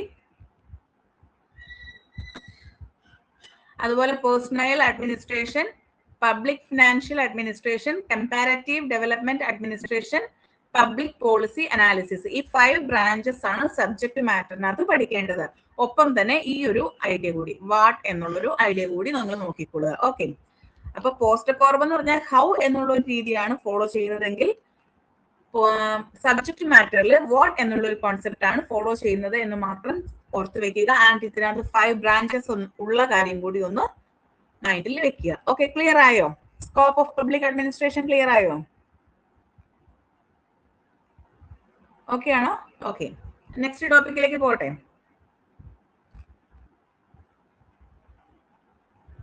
ഓക്കെ, നമ്മള് ഇന്റഗ്രൽ വ്യൂ പറഞ്ഞ സമയത്ത്, മാനേജറിയൽ വ്യൂ പറഞ്ഞ സമയത്ത് പോസ്റ്റ് കോർബിന്റെ കാര്യം പറഞ്ഞിരുന്നു. അതിന്റെ എക്സ്പാൻഷൻ ഒന്ന് നമ്മൾ പഠിച്ചു വെക്കേണ്ടതുണ്ട്. കാരണം സംടൈംസ് ഇത് മാച്ച് ദ ഫോളോയിങ് ആയിട്ടോ ഇല്ലെങ്കിൽ അതിന്റെ എക്സ്പാൻഷൻ എന്താണോ എന്നുള്ള രീതിയിലൊക്കെ. ഇപ്പൊ കേൾക്കുന്നുണ്ടോ? ബാക്കി ആർക്കെങ്കിലും പ്രശ്നമുണ്ടോ? ഓഡിബിൾ ആകുന്നുണ്ടോ? ഓഡിയോ ഓക്കെ ആണോ? ഓക്കെ, അപ്പൊ അശ്വതിയുടെ നെറ്റിന്റെ ഇഷ്യൂ ആയിരിക്കും. ഓക്കെ ആണല്ലോ അല്ലെ? കണ്ടിന്യൂ ചെയ്യാലോ? ഓക്കെ ആണല്ലോ അല്ലേ? ഓക്കെ, അപ്പൊ പോസ്റ്റ് കോർബ് എന്ന് പറയുന്നത് ഞാൻ ഓൾറെഡി പറഞ്ഞു, ലൂതർ ഗള്ളിക്ക് മുന്നോട്ട് കൊണ്ടുവന്നിട്ടുള്ള ഒരു ഐഡിയ ആണ്. ഇതിന്റെ എക്സ്പാൻഷൻ എന്ന് പറയുന്നത് പി എന്ന് പറയുമ്പോൾ ഒരു ഓർഗനൈസേഷൻ എടുക്കുക. ഓർഗനൈസേഷനിൽ ആദ്യമേ നമുക്ക് വേണ്ട എന്താണ്? പ്ലാനിങ് ആണ് അല്ലെ? എന്തൊക്കെ ആക്ടിവിറ്റീസ് ആണ് അവിടെ ചെയ്യേണ്ടത്? ഇപ്പൊ ഓർഗനൈസേഷൻ എന്തുകൊണ്ട് നിങ്ങൾ ഇപ്പൊ വർക്ക് ചെയ്യുന്ന സ്കൂളാവാം, നിങ്ങൾക്ക് ഒരു പ്രോഗ്രാം കണ്ടക്ട് ചെയ്യാണ്. ആ പ്രോഗ്രാം കണ്ടക്ട് ചെയ്യുന്ന സമയത്ത് എന്തിനെ കുറിച്ചാണ് ആ പ്രോഗ്രാം കണ്ടക്ട് ചെയ്യുന്നത്? ഇപ്പൊ ഒരു നാഷണൽ കോൺഫറൻസോ അല്ലെങ്കിൽ ഒരു നാഷണൽ സെമിനാറോ ആണെന്ന് വിചാരിക്കുക. അങ്ങനെയാണെങ്കിൽ ആദ്യത്തെ ഐഡിയ എന്തായിരിക്കണം? എന്തിനെ കുറിച്ചാണ് സെമിനാർ കണ്ടക്ട് ചെയ്യേണ്ടത്? അതിനെക്കുറിച്ച് പ്ലാനിങ് വേണ്ടേ? അപ്പം അത് ഏതൊരു ഓർഗനൈസേഷൻ ഏതുമാകാൻ, ഞാനിപ്പോ എക്സാമ്പിൾ ആയിട്ട് പറഞ്ഞതേ ഉള്ളൂ. ഇപ്പം ഒരു എൻവയോൺമെന്റിനെ കുറിച്ച് ഒരു സെമിനാർ ആണെങ്കിൽ നിങ്ങളുടെ പ്ലാനിങ് പറയാണ് എൻവയോൺമെന്റിനെ കുറിച്ചാണ് സെമിനാർ നടത്തേണ്ടത്, ഇന്ന മാസം ഇന്ന ഡേറ്റുകളിലൊക്കെയാണത് നടത്തേണ്ടത്, ആരൊക്കെയാണ് കാൻഡിഡേറ്റ്സ് ആയിട്ട് അല്ലെങ്കിൽ എന്താണ് റെസ്പോണ്ടൻസ് ആയിട്ട് പാർട്ടിസിപ്പൻസ് ആയിട്ട് ഉദ്ദേശിക്കുന്നത് എന്നതിനെ കുറിച്ച് പ്ലാൻ ചെയ്യുന്നു. അവർക്ക് ഫുഡും കാര്യങ്ങളും ഒക്കെ നൽകണോ ഇല്ലെങ്കിൽ എന്താണ് അവരുടെ സ്നാക്സ് കാര്യങ്ങളോ അവരുടെ അക്കോമഡേഷൻ ഫുഡ് ഫെസിലിറ്റീസോ കാര്യങ്ങളെ കുറിച്ചൊക്കെ പ്ലാൻ ചെയ്യുന്നു. ഇതിന് രജിസ്ട്രേഷൻ ഫീ ഉണ്ടെങ്കിൽ എത്ര രൂപ രജിസ്ട്രേഷൻ ഫീ കൊടുക്കണം, അങ്ങനെയുള്ള കാര്യങ്ങളൊക്കെ പ്ലാൻ ചെയ്യുന്നു. ആരൊക്കെ ആയിരിക്കണം പ്രധാനപ്പെട്ട സ്പീക്കേഴ്സ് ആയിട്ട് വരേണ്ടത് ഇല്ലെങ്കിൽ ആരൊക്കെയാണ് ഇൻവൈറ്റീസ് ആയിട്ട് ക്ഷണിക്കേണ്ടത് എന്നുള്ള കാര്യങ്ങളെ കുറിച്ചൊക്കെ നിങ്ങൾക്ക് പ്ലാൻ ചെയ്യേണ്ടതായിട്ട് വരും. അതിനു വേണ്ടിയിട്ട് ഒരു ഗ്രൂപ്പിനെ ക്രിയേറ്റ് ചെയ്യും. ആ ഗ്രൂപ്പ് ഇതിനെക്കുറിച്ച് പ്ലാൻ ചെയ്ത് കാര്യങ്ങളെല്ലാം തീരുമാനിക്കും. അങ്ങനെയാണല്ലോ പൊതുവെ നമ്മൾ ചെയ്യുക. അതുപോലെ തന്നെയാണ് ഒരു ഓർഗനൈസേഷന്റെ കാര്യവും. ആ ഒരു ഓർഗനൈസേഷൻ പ്രവർത്തിക്കുന്നതിന് ആവശ്യമായിട്ടുള്ള ഇതിന്റെ ആക്ടിവിറ്റീസ് നടപ്പിലാക്കുന്നതിന് വേണ്ടിയിട്ട് കൃത്യമായിട്ടുള്ള പ്ലാനിങ് അവിടെ ഉണ്ടായിരിക്കണം. സോ ഫസ്റ്റ് കാര്യം ഇല്ലെ ഫസ്റ്റ് കോൺസെപ്റ്റ് എന്ന് പറയുന്നത് പ്ലാനിങ് ആണ്. രണ്ടാമത്തേത് പ്ലാനിങ് കൃത്യമാണെങ്കിൽ രണ്ടാമതായി നടത്തേണ്ടത് ഓർഗനൈസിങ് ആണ്. അതായത് കൃത്യമായ കോർഡിനേറ്റേഴ്സ് കൊണ്ട് കൃത്യമായ രീതിയിൽ കൃത്യമായ ടൈമിൽ നമ്മൾ കാര്യങ്ങൾ നടപ്പിലാക്കി എടുക്കണം. ഇപ്പൊ 7:30 എന്ന് പറയുന്ന ഒരു ക്ലാസ് നമ്മൾ പറഞ്ഞിട്ടുണ്ടെങ്കിൽ അത് 8 മണിക്ക് വെച്ച് കഴിഞ്ഞാൽ അവിടെ കൃത്യമായിട്ടുള്ള ഓർഗനൈസേഷൻ നടക്കുന്നുണ്ടോ? അവിടെ ഒരിക്കലും കൃത്യമായിട്ടുള്ള ഓർഗനൈസേഷൻ നടക്കത്തില്ല. ആ ടൈം ഫ്രെയിമിനുള്ളിൽ തന്നെ എല്ലാ കാര്യങ്ങളും വളരെ സക്സസ്ഫുൾ ആയിട്ട് ചെയ്യാനുള്ളൊരു കപ്പാസിറ്റി അവിടെ ഉണ്ടാക്കിയെടുക്കണം. സോ അതിന് വേണ്ടിയിട്ട് കൃത്യമായിട്ടുള്ള ഓർഗനൈസേഷൻ ആണ് നമുക്ക് വേണ്ടത്. സോ രണ്ടാമത്തേത് ഓർഗനൈസിങ്. അത് ഒരു ഓർഗനൈസേഷന്റെ രീതിയിൽ പറയുമ്പോൾ പ്ലാനിങ്, ഓർഗനൈസിങ്, പിന്നെ മൂന്നാമതായിട്ട് സ്റ്റാഫിങ്. നമുക്ക് എന്ത് കാര്യങ്ങൾ ചെയ്യണമെങ്കിലും അതിന് കൃത്യമായിട്ടുള്ള അസിസ്റ്റൻസ് വേണം അല്ലെ? അത്തരത്തിലുള്ള അസിസ്റ്റൻസ് വേണ്ടതിന് വേണ്ടിയിട്ട് നമ്മൾ എന്ത് ചെയ്യും? ആളുകളെ അപ്പോയിന്റ് ചെയ്യും. ആ ആളുകളെയാണ് നമ്മൾ സ്റ്റാഫിങ് എന്നതുകൊണ്ട് ഉദ്ദേശിക്കുന്നത്. പിന്നെ പറയുന്നത് ഡയറക്റ്റിംഗ് ആണ്. ഡയറക്റ്റിംഗ് കൊണ്ട് ഉദ്ദേശിക്കുന്നത് കൃത്യമായിട്ടുള്ള ഡയറക്ഷൻസ് നൽകുക. അതായത് ഈ സ്റ്റാഫിനൊക്കെ കൃത്യമായിട്ടുള്ള ഡയറക്ഷൻസ് നൽകി നമ്മൾ എന്താണോ പ്ലാൻ ചെയ്ത് വെച്ചിരിക്കുന്നത് ആ കാര്യങ്ങൾ നടപ്പിലാക്കി എടുക്കുക എന്നുള്ളതാണ് ഡയറക്റ്റിംഗ് കൊണ്ട് ഉദ്ദേശിക്കുന്നത്. പിന്നെ കോർഡിനേറ്റിംഗ് ആണ്. ഇത് പല പല ഡിപ്പാർട്ട്മെന്റ്സുകൾ ഉണ്ടാവും. ഇപ്പൊ ഞാൻ ഈ ഒരു സെമിനാറിന്റെ കാര്യം പറഞ്ഞു, അവിടെ ഇപ്പം പേപ്പർ പ്രസന്റേഴ്സിനെ കൺട്രോൾ ചെയ്യാൻ ഒരു ഗ്രൂപ്പ് ഉണ്ടാവും, ഫുഡിന്റെ കാര്യങ്ങൾ നോക്കുന്നതിന് വേണ്ടിയിട്ട് ഒരു ഗ്രൂപ്പ് ഉണ്ടാകും, അതുപോലെ സ്റ്റേജും കാര്യങ്ങളും നോക്കുന്നതിന് വേണ്ടിയിട്ട് ഒരു ഗ്രൂപ്പ് ഉണ്ടാകും, ബാക്കി ഓവറോൾ ആയിട്ടൊരു കാര്യങ്ങളെല്ലാം ചെക്ക് ചെയ്യുന്നതിന് വേണ്ടിയിട്ട് ഒരു ഗ്രൂപ്പ് ഉണ്ടാവും. അങ്ങനെ ഡിഫറെന്റ് ആയിട്ടുള്ള ഗ്രൂപ്പ്സുകൾ നമുക്കുണ്ടാവും. അപ്പൊ ഈ ഗ്രൂപ്പ്സുകളെല്ലാം കൂടെ കോർഡിനേറ്റ് ചെയ്ത് നിർത്തുന്നതിന് വേണ്ടിയിട്ട് കൃത്യമായിട്ടുള്ള ഒരു ഫോക്കസ് ഉണ്ടാവണം. അപ്പോൾ ഓരോ ഓർഗനൈസേഷനിലും ഇത്തരത്തിലുള്ള ഒരു കോർഡിനേറ്റിംഗ് സ്ട്രക്ചർ ഉണ്ടായിരിക്കും എന്നുള്ളതാണ് നെക്സ്റ്റ് ആയിട്ട് പറയുന്നത്. പിന്നെ പറയുന്ന റിപ്പോർട്ടിംഗ് ആണ്. നമ്മൾ പ്ലാൻ ചെയ്ത് ഓർഗനൈസ് ചെയ്തിട്ടുള്ള കാര്യങ്ങൾ കൃത്യമായി റിപ്പോർട്ട് ചെയ്യുക എന്നുള്ളതാണ്. ലാസ്റ്റ് ആയിട്ട് ഈ കാര്യങ്ങളൊക്കെ നടപ്പിലാക്കി എടുക്കുന്നതിന് നമുക്ക് കൃത്യമായിട്ടുള്ള ഫിനാൻഷ്യൽ അസിസ്റ്റൻസ് ആവശ്യമാണ്.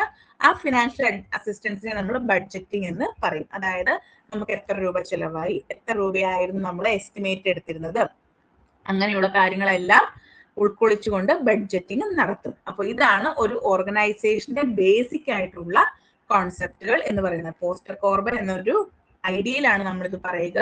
Planning, organising, staffing, directing, coordinating, reporting and budgeting. Clear ആയോ? ഇത് ജസ്റ്റ് ഡെഫിനിഷൻ ഫുൾ ഫോം മാത്രം പഠിച്ചു വെച്ചാൽ മതി. ഇതിനെക്കുറിച്ച് ഡീറ്റെയിൽ ആയിട്ട് ഒന്നും പഠിക്കണ്ട.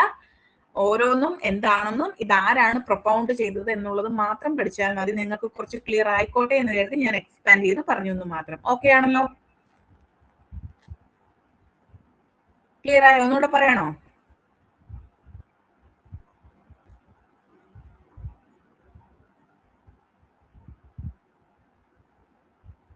നെക്സ്റ്റ് ടോപ്പിക്കിലേക്ക് പോകാവോ? ഓക്കെ, ഇനി നമ്മൾ പറയുന്നത് സിഗ്നിഫിക്കൻസ് ഓഫ് പബ്ലിക് അഡ്മിനിസ്ട്രേഷൻ ആണ്. അപ്പൊ നമ്മൾ പബ്ലിക് അഡ്മിനിസ്ട്രേഷൻ എന്താണെന്നും അതിന്റെ വേരിയസ് ആസ്പെക്ട്സുകളൊക്കെ പറഞ്ഞു. ആക്ച്വലി നമ്മൾ എന്തിനു വേണ്ടിയിട്ടാണ് പബ്ലിക് അഡ്മിനിസ്ട്രേഷനെ കുറിച്ച് പഠിക്കുന്നത്? ഇല്ലെങ്കിൽ പബ്ലിക് അഡ്മിനിസ്ട്രേഷൻ എന്ന് പറയുന്ന ഒരു കോൺസെപ്റ്റ് എന്തിനു വേണ്ടിയിട്ട് എക്സിസ്റ്റ് ചെയ്യുന്നു എന്നുള്ളതാണ് നെക്സ്റ്റ് ആയിട്ട് പറയുന്നത്. ഒന്നാമതായിട്ട് പറയുന്നത്, ഈ പബ്ലിക് അഡ്മിനിസ്ട്രേഷൻ എന്ന് പറയുന്നത് ഗവൺമെന്റ് ഫംഗ്ഷനിങ്ങിന്റെ ഒരു അടിസ്ഥാനമായിട്ടാണ് കൺസിഡർ ചെയ്യുന്നത്. അതായത് പൊതുജനങ്ങൾക്ക് ആവശ്യമായിട്ടുള്ള കാര്യങ്ങളെല്ലാം നടപ്പിലാക്കി എടുക്കുന്ന ഒരു ഏജൻസി അല്ലെങ്കിൽ ഒരു ഓർഗനൈസേഷൻ സ്ട്രക്ചർ ആണ് പബ്ലിക് അഡ്മിനിസ്ട്രേഷന്റെ പഠന വിഷയം എന്ന് പറയുന്നത്. അതുകൊണ്ട് തന്നെ ഗവൺമെന്റിന്റെ ഫംഗ്ഷനിങ് എല്ലാം വരുന്നത് ഈ പബ്ലിക് അഡ്മിനിസ്ട്രേഷന്റെ അണ്ടറിലായിരിക്കും. So basis of government functioning എന്ന് പറയുന്നത് പബ്ലിക് അഡ്മിനിസ്ട്രേഷൻ ആണ്. രണ്ടാമതായിട്ട് പറയുന്നത് നമ്മുടെ ലെജിസ്ലേച്ചർ നിർമ്മിച്ചെടുക്കുന്ന നിയമങ്ങൾ, അത് അല്ലെങ്കിൽ പബ്ലിക് പോളിസീസ്, ഇവയെ നടപ്പിലാക്കാനുള്ള ഇൻസ്ട്രുമെന്റ് ആയിട്ടാണ് പബ്ലിക് അഡ്മിനിസ്ട്രേഷനെ കൺസിഡർ ചെയ്യുന്നത്. It act as an instrument for implementing laws and public policies എന്നുള്ളതാണ് രണ്ടാമത്തേത്. മൂന്നാമതായിട്ട് പറയുന്നത് പ്രൊമോട്ട്സ് വെൽഫെയർ സ്റ്റേറ്റ് ഫങ്ഷൻസ്. നമുക്കറിയാം, നമ്മുടെ ഒരു ബേസിക് ഐഡിയ, നമ്മുടെ കോൺസ്റ്റിറ്റ്യൂഷൻ ഒക്കെ ഫോം ചെയ്തപ്പോഴേ നമ്മൾ ആദ്യമേ കൺസിഡർ ചെയ്ത ഒരു കാര്യം എന്ന് പറയുന്നത് ഒരു വെൽഫെയർ സ്റ്റേറ്റ് ക്രിയേറ്റ് ചെയ്യുക എന്നുള്ളതായിരുന്നല്ലോ. അപ്പൊ അത്തരത്തിലൊരു വെൽഫെയർ സ്റ്റേറ്റ് ക്രിയേറ്റ് ചെയ്യുന്നതിന് ആവശ്യമായിട്ടുള്ള പോളിസീസ് ഒക്കെ ഇംപ്ലിമെന്റ് ചെയ്യുക എന്നുള്ളത് പബ്ലിക് അഡ്മിനിസ്ട്രേഷന്റെ അണ്ടറിൽ വരുന്ന ഒരു കാര്യമാണ്. അതുപോലെ തന്നെ ഇക്കണോമിക് ഡെവലപ്മെന്റിന്റെ ഒരു ഏജന്റ് ആയിട്ട് പ്രവർത്തിക്കുക. ഫോർ എക്സാമ്പിൾ ആയിട്ട് പറഞ്ഞാൽ നമ്മൾ ഇത് കൂടുതലും ഫോക്കസ് ചെയ്യുന്നത് ഡെവലപ്പിംഗ് നേഷൻസിലാണ്. അപ്പൊ ഡെവലപ്ഡ് നേഷൻസ് ഓൾറെഡി അവർക്ക് ഇക്കണോമിക് ഡെവലപ്മെന്റ് ഒക്കെ ഉണ്ട്. അപ്പം ഡെവലപ്പിംഗ് നേഷൻസിനെ, അണ്ടർ ഡെവലപ്പിംഗ് നേഷൻസ് ആണെങ്കിൽ അവർ അതിലേക്ക് എത്താൻ കുറച്ചുകൂടി സമയം എടുക്കൂല. അപ്പം പ്രധാനമായിട്ടും ഫോക്കസ് ചെയ്യുന്നത് ഡെവലപ്പിംഗ് നേഷൻസ് ആണ്. ഇക്കണോമിക് ഡെവലപ്മെന്റ് ഡെവലപ്പിംഗ് നേഷൻസിൽ ഉറപ്പാക്കുക എന്നുള്ളതാണ് പബ്ലിക് അഡ്മിനിസ്ട്രേഷൻ കൊണ്ട് ഉദ്ദേശിക്കുന്നത്. അതായത് അതിനു വേണ്ടിയിട്ടുള്ള ഒരു ഏജന്റ് ആയിട്ട് പ്രവർത്തിക്കുക. അതോടൊപ്പം തന്നെ സോഷ്യൽ ജസ്റ്റിസ് ഉറപ്പുവരുത്തുക, ഇക്വിറ്റി നിലനിർത്തുക, ഡെമോക്രാറ്റിക് വാല്യൂസ് സപ്പോർട്ട് ചെയ്യുക, ഇതൊക്കെ പബ്ലിക് അഡ്മിനിസ്ട്രേഷന്റെ അണ്ടറിൽ വരുന്ന കാര്യങ്ങളാണ്. അതിനേക്കാൾ ഉപരിയായിട്ട് മറ്റൊരു പ്രധാനപ്പെട്ട കോൺസെപ്റ്റ് എന്ന് പറയുന്നത് ഡിസാസ്റ്റർ മാനേജ്മെന്റ്. ഇപ്പം നമുക്കറിയാം, ഫ്ലഡ് ഒക്കെ വന്നു. അതുപോലെ തന്നെ നമുക്ക് അൺപ്രസിഡന്റഡ് ആയിട്ട് വരുന്ന എല്ലാ കാര്യങ്ങളെയും ഒന്ന് ഓവർകം ചെയ്യുന്നതിന് വേണ്ടിയിട്ട്, ഇല്ലെങ്കിൽ അത്തരത്തിലുള്ള ക്രൈസിസ് ഒക്കെ മാനേജ് ചെയ്യുന്നതിന് വേണ്ടിയിട്ട് നമ്മൾ കാര്യങ്ങൾ സ്വീകരിക്കുന്നത് പബ്ലിക് അഡ്മിനിസ്ട്രേഷന്റെ അണ്ടറിലായിരിക്കും. സോ ഇതൊക്കെയാണ് പ്രധാനമായിട്ടും വരുന്ന പോയിന്റുകൾ. പിന്നെ വരുന്നത് ഒരു കാര്യം ഏറ്റവും പ്രധാനപ്പെട്ട, ഇതൊരു റീസെന്റ് ട്രെൻഡ് ആണെന്ന് നമുക്ക് പറയാം, improve citizen participation and good governance. അതായത് നമുക്കറിയാം, ഏതൊരു കാര്യമായിക്കോട്ടെ, അതില് ആരെയാണോ നമ്മൾ എയിം ചെയ്യുന്നത് അവരുടെ പാർട്ടിസിപ്പേഷനോട് ഇല്ലാതെ ആ കാര്യം കംപ്ലീറ്റ് ആവില്ല. അപ്പോ അഡ്മിനിസ്ട്രേഷൻ എന്ന് പറയുന്നത് ആക്ച്വലി പൊതുജനങ്ങളെ സപ്പോർട്ട് ചെയ്യുന്നതിന് വേണ്ടിയിട്ട്, പൊതുജനങ്ങൾക്ക് വേണ്ടിയിട്ടുള്ള കാര്യങ്ങളാണ്. അപ്പോ അവിടെ ആളുകളുടെ പാർട്ടിസിപ്പേഷൻ, പൊതുജനങ്ങളുടെ പാർട്ടിസിപ്പേഷൻ നമുക്ക് അത്യാവശ്യമാണ്. സോ അത്തരത്തിലുള്ള പാർട്ടിസിപ്പേഷനും ഉറപ്പുവരുത്തുക എന്നുള്ളതാണ്. അതുവഴി ഗുഡ് ഗവേണൻസ് നടപ്പിലാക്കുക. ഇതിനു വേണ്ടിയിട്ടാണ് നമ്മൾ ICT പോലുള്ള ടെക്നിക്കുകൾ യൂസ് ചെയ്യുന്നത്. ഇൻഫർമേഷൻ ആൻഡ് കമ്മ്യൂണിക്കേഷൻ ടെക്നോളജി, അതിൽ നമ്മൾ പഠിച്ചിട്ടുണ്ടാവും. C2G, G2C എന്നൊക്കെ പറഞ്ഞിട്ട്, ബിസിനസ് ടു ബിസിനസ് എന്നൊക്കെ പറഞ്ഞിട്ട് നമുക്ക് ഒരുപാട് കാര്യങ്ങൾ നമ്മൾ പഠിച്ചിട്ടുണ്ടാവും. ഫോർ എക്സാമ്പിൾ ഇതിന്റെ ഒരു ഭാഗമായിട്ട് തന്നെ നമുക്ക് പറയാം, നമ്മൾ റൈറ്റ് ടു ഇൻഫർമേഷൻ ഒക്കെ കൊടുക്കത്തില്ലേ? ഈ റൈറ്റ് ടു ഇൻഫർമേഷൻ ഒക്കെ കൊടുക്കുന്നത് ഇത്തരത്തിലുള്ള സിറ്റിസൺ പാർട്ടിസിപ്പേഷൻ ഉറപ്പാക്കുന്നതിന് വേണ്ടിയിട്ടുള്ള ഒരു ടൂൾ ആയിട്ടാണ് ഉപയോഗിക്കുന്നത്. ക്ലിയർ ആയോ?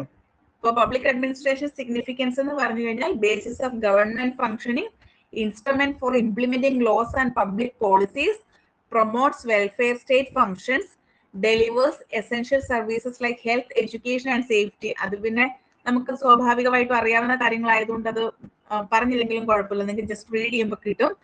Agent of economic development, enabler of social justice, equity and democratic values, tool for crisis and disaster management, improve citizen participation and good governance. Okay ആണല്ലോ? ഇത് വായിച്ചു വിട്ടാൽ മതി, ഇത് പഠിക്കേണ്ട കാര്യമില്ല. ജസ്റ്റ് ഒന്ന് മനസ്സിലാക്കി വെക്കുക എന്നുള്ളത് മാത്രമേ ഉള്ളൂ. ക്വസ്റ്റ്യനിൽ ഓപ്ഷൻസ് കാണുമ്പോൾ നിങ്ങൾക്ക് ഷുവർ ആയിട്ടുള്ളത് കിട്ടും. ഓക്കെ, ക്ലിയർ ആണോ? നെക്സ്റ്റ് ടോപ്പിക്കിലേക്ക് പോട്ടെ.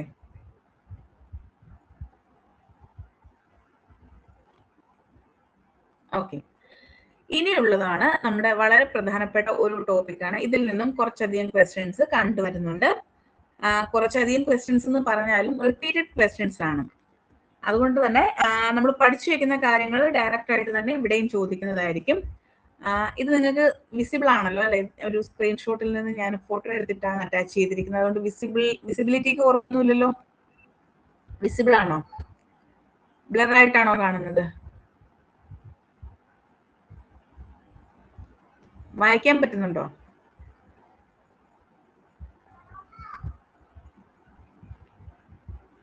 ഓക്കെ, ക്ലാരിറ്റി കുറവാണ്. ഇതിന്റെ സ്ക്രീൻഷോട്ട് ഞാൻ എക്സ്ട്രാ നിങ്ങൾക്ക് ഷെയർ ചെയ്ത് തരാം കേട്ടോ. ഇതിൽ ഇപ്പം വായിക്കാൻ പറ്റുന്നുണ്ടോ? കാണാൻ പറ്റുന്നുണ്ടോ? ജസ്റ്റ് എന്താണ് അവിടെ എഴുതിയിരിക്കുന്നത് എന്നുള്ളത്?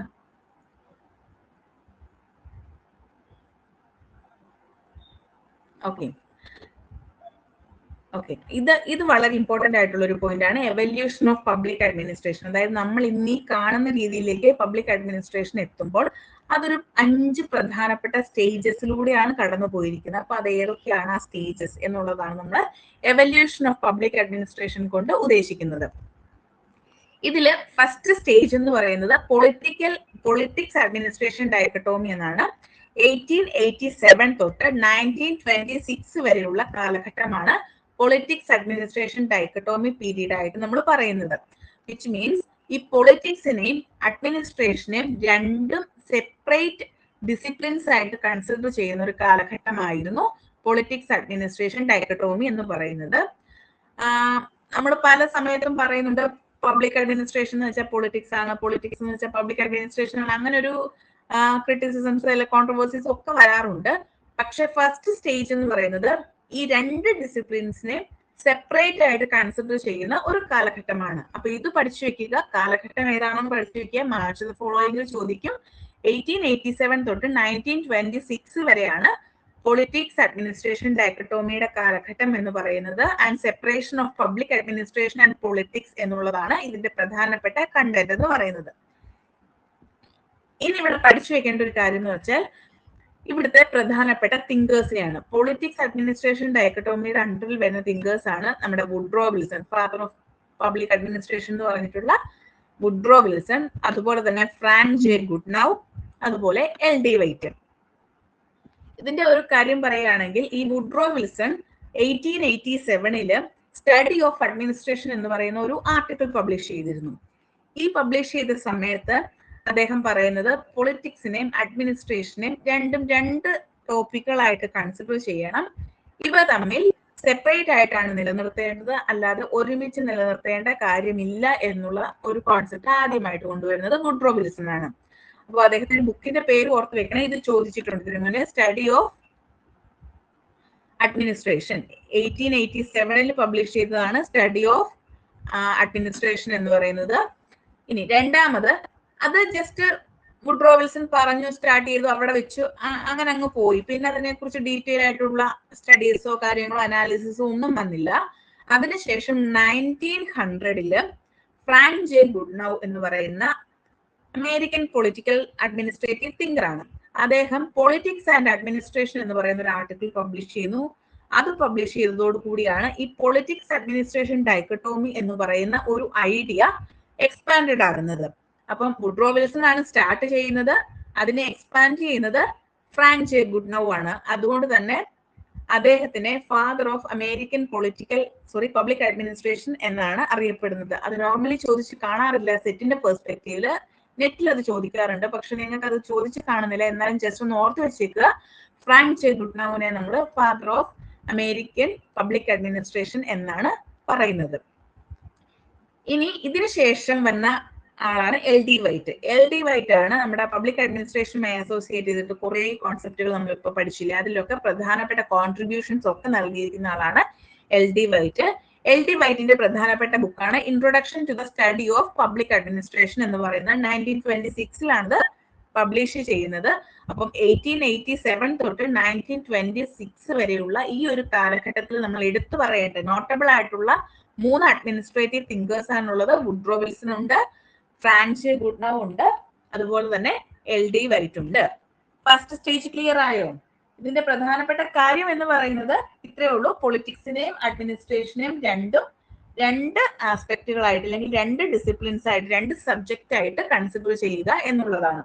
ഓക്കെ ആണോ? ഇപ്പൊ ക്ലിയർ ആയോ? ഇപ്പൊ കേൾക്കുന്നുണ്ടോ?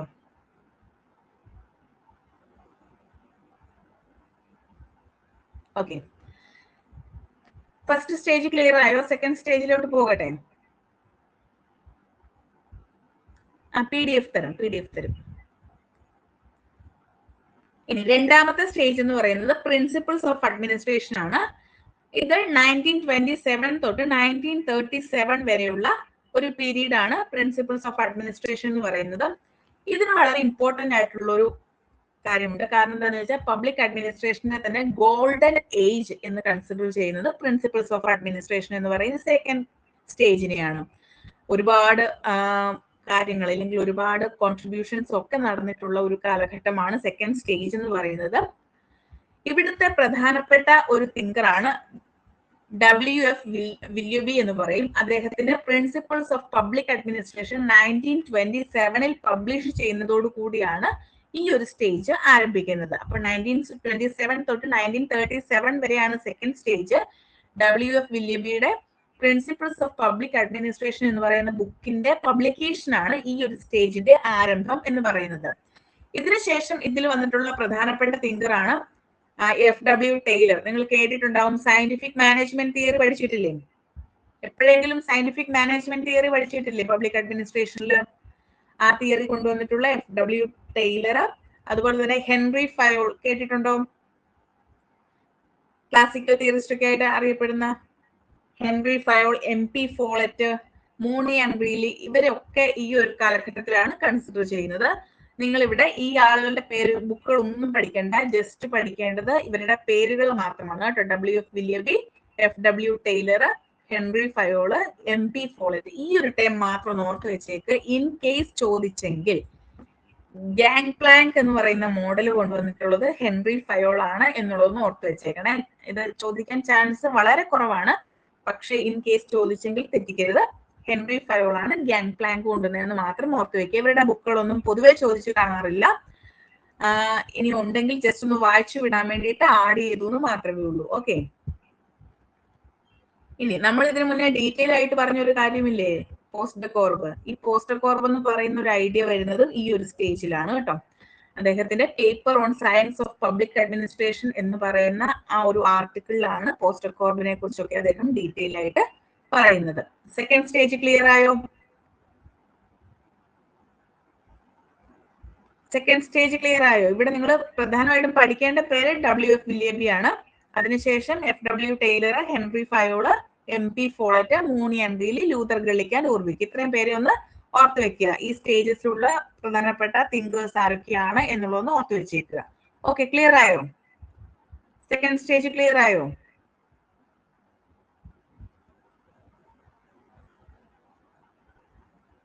നെക്സ്റ്റ് സ്റ്റേജിലോട്ട് പോകട്ടെ.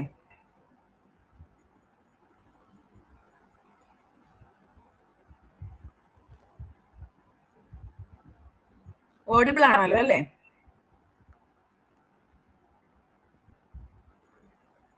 ഓക്കെ, അടുത്ത സ്റ്റേജിലോട്ട് പോകട്ടെ.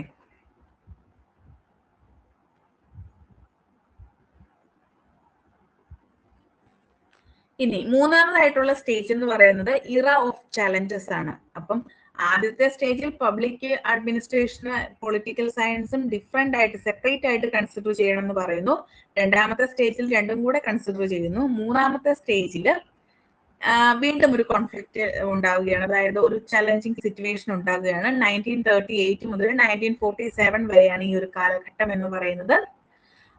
നിങ്ങൾക്ക് അറിയാവുന്നതുപോലെ, ഇത് നമുക്കൊക്കെ അറിയാവുന്നതുപോലെ തന്നെ വളരെയധികം എന്താണ് ഒരു ടർബുലൻസിന്റെ ടൈമാണ് അല്ലെ. സെക്കൻഡ് വേൾഡ് വാർ ഒക്കെ വരുന്നു, ആകെ മൊത്തം ഇഷ്യൂസ് ആകുന്ന ഒരു ടൈമാണ്. സോ ഈ ഒരു സമയത്താണ് നമ്മുടെ ഹ്യൂമൻ റിലേഷൻസ് അപ്രോച്ച്, അതുപോലെ തന്നെ ബിഹേവിയറൽ അപ്രോച്ച് ഒക്കെ വരുന്നത്. അപ്പം ഈ ബിഹേവിയറൽ അപ്രോച്ചിന്റെയും അതുപോലെ തന്നെ ഹ്യൂമൻ റിലേഷൻസ് അപ്രോച്ചിന്റെയും ഒക്കെ ഒരു ഐഡിയ മുന്നോട്ട് വരുന്ന സ്റ്റേജ് ആണ് തേർഡ് സ്റ്റേജ് എന്ന് പറയുന്നത്. ഇവിടുത്തെ പ്രധാനപ്പെട്ട തിങ്കർ ആണ് റോബർട്ട് ദാല്, അതുപോലെ തന്നെ ചെസ്റ്റർ ബെർണാഡ്, ഡ്വൈറ്റ് വാൾഡോ. ഈ വാൾഡോയുടെ ഡെഫിനേഷൻ ആണ് നമ്മൾ ആദ്യത്തെ പബ്ലിക് അഡ്മിനിസ്ട്രേഷന്റെ ഭാഗത്ത് പഠിച്ചത്.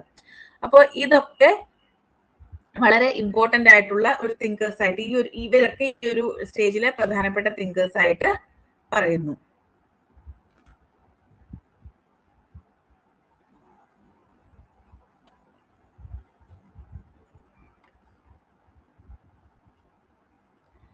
ദ നെക്സ്റ്റ് സ്റ്റേജ് എന്ന് പറയുന്നത് ക്രൈസിസ് ഓഫ് ഐഡന്റിറ്റി ആണ്. 1948 മുതൽ 1970 വരെയാണ് ഈ ഒരു സ്റ്റേജ് എന്ന് പറയുന്നത്. നമ്മുടെ ഹ്യൂമൻ റിലേഷൻസ് അപ്രോച്ചിന്റെ ഒരു തുടക്കം എന്ന് പറയുന്ന ഇതാണ്. അതുപോലെ തന്നെ കമ്പാരറ്റീവ് അനാലിസിസ് ഗ്രൂപ്പ് എന്ന് പറയുന്ന ഒരു പുതിയ ഗ്രൂപ്പ് ഉണ്ടാകുന്നു 1960s. Development administration, new public management, new public administration, ഇങ്ങനെയുള്ള നമ്മൾ പബ്ലിക് അഡ്മിനിസ്ട്രേഷനിൽ കാണുന്ന റീസെന്റ് ട്രെൻഡുകളെല്ലാം ഏകദേശം എമർജ് ചെയ്ത് വരുന്നത് ഈ ഒരു കാലഘട്ടത്തിലാണ്. ആൻഡ് ഇതിന്റെ പ്രധാനപ്പെട്ട തിങ്കേഴ്സ് എന്ന് പറയുന്ന Chris agrees, Douglas മാഗ്രിഗർ, Rensis ലിക്കേർട്ട്, Elton മായോ. ഇതിലെ ഈ 3 പേരുകൾ നിങ്ങൾ സ്കിപ്പ് ചെയ്താലും ഇദ്ദേഹത്തെ മാത്രം നിങ്ങൾ ഓർത്ത് വെച്ചേക്കുക. ഇത് ചോദിക്കാറുണ്ട്. ഹോത്തോൺ എക്സ്പെരിമെന്റ് കൊണ്ടുവന്നിട്ടുള്ള തിങ്കർ ആരാണ്? അത് എൽട്ടൺ മായോയാണ്. അപ്പൊ ഈ ഒരു പേര് മാത്രം നിങ്ങൾ ഓർത്ത് വെച്ചേക്കുക, എൽട്ടൺ മായോ. ഇദ്ദേഹത്തിന്റെ എക്സ്പെരിമെന്റിന്റെ പേര് ഹോത്തോൺ എക്സ്പെരിമെന്റ് എന്നാണ് കേട്ടോ. അത് ഞാൻ കറക്റ്റ് ചെയ്തെടുത്ത് തരാം. ഹോത്തോൺ എക്സ്പെരിമെന്റ് എന്നുള്ളതാണ് അദ്ദേഹത്തിന്റെ കോൺസെപ്റ്റ് എന്ന് പറയുന്നത്. ക്രൈസിസ് ഓഫ് ഐഡന്റിറ്റി, അതായത് 1948 മുതൽ 1970 വരെയുള്ള കാലഘട്ടത്തിലാണ് ഇത് വരുന്നത്. ഇവിടുത്തെ പ്രധാനപ്പെട്ട പോയിന്റുകൾ ഹ്യൂമൻ റിലേഷൻസ് അപ്രോച്ചിന്റെ തുടക്കം, അതുപോലെ തന്നെ formation of CAG comparative analysis group, അത് 1960-ലാണ്.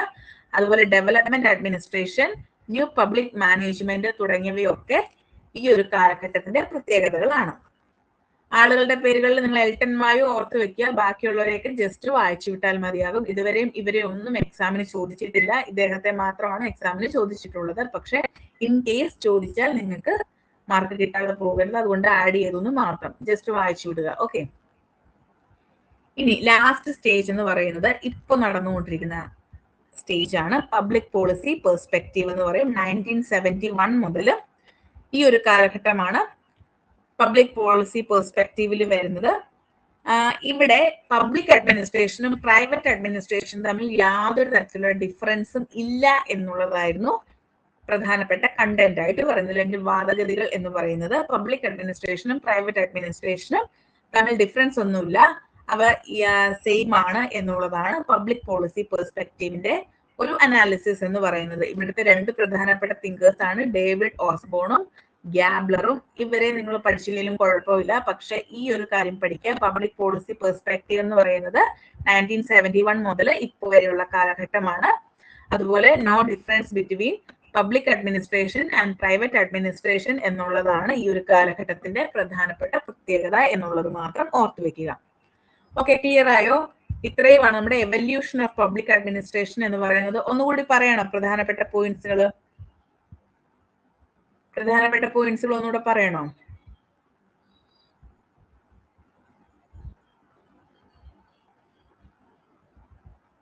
ഓക്കെ. അപ്പോ നമ്മുടെ എവല്യൂഷൻ ഓഫ് പബ്ലിക് അഡ്മിനിസ്ട്രേഷനിൽ 5 പ്രധാനപ്പെട്ട സ്റ്റേജുകളായിട്ടാണ് കൺസിഡർ ചെയ്യുന്നത്. ആക്ച്വലി ഇത് ഒരു പെർസ്പെക്റ്റീവ് ഓഫ് ക്ലാസിഫിക്കേഷൻ ആണ് കേട്ടോ.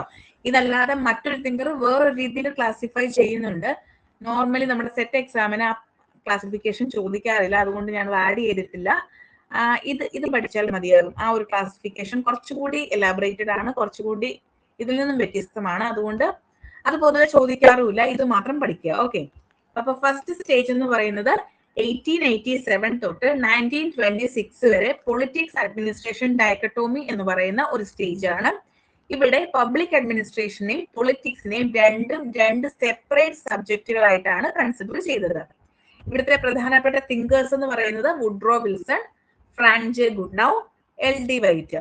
വുഡ്രോ വിൽസണിന്റെ ബുക്കും ഫ്രാങ്ക് ജെ ഗുഡ്നൗന്റെ ബുക്കും എൽ ഡി വൈറ്റിന്റെ ബുക്കും പഠിച്ചു വെക്കണം, ഇമ്പോർട്ടന്റ് ആണ്. 1887 വുഡ്രോ വിൽസൺ പബ്ലിക്കേഷൻ നടത്തുന്നത്. സ്റ്റഡി ഓഫ് അഡ്മിനിസ്ട്രേഷൻ എന്നായിരുന്നു ആർട്ടിക്കിളിന്റെ പേര്.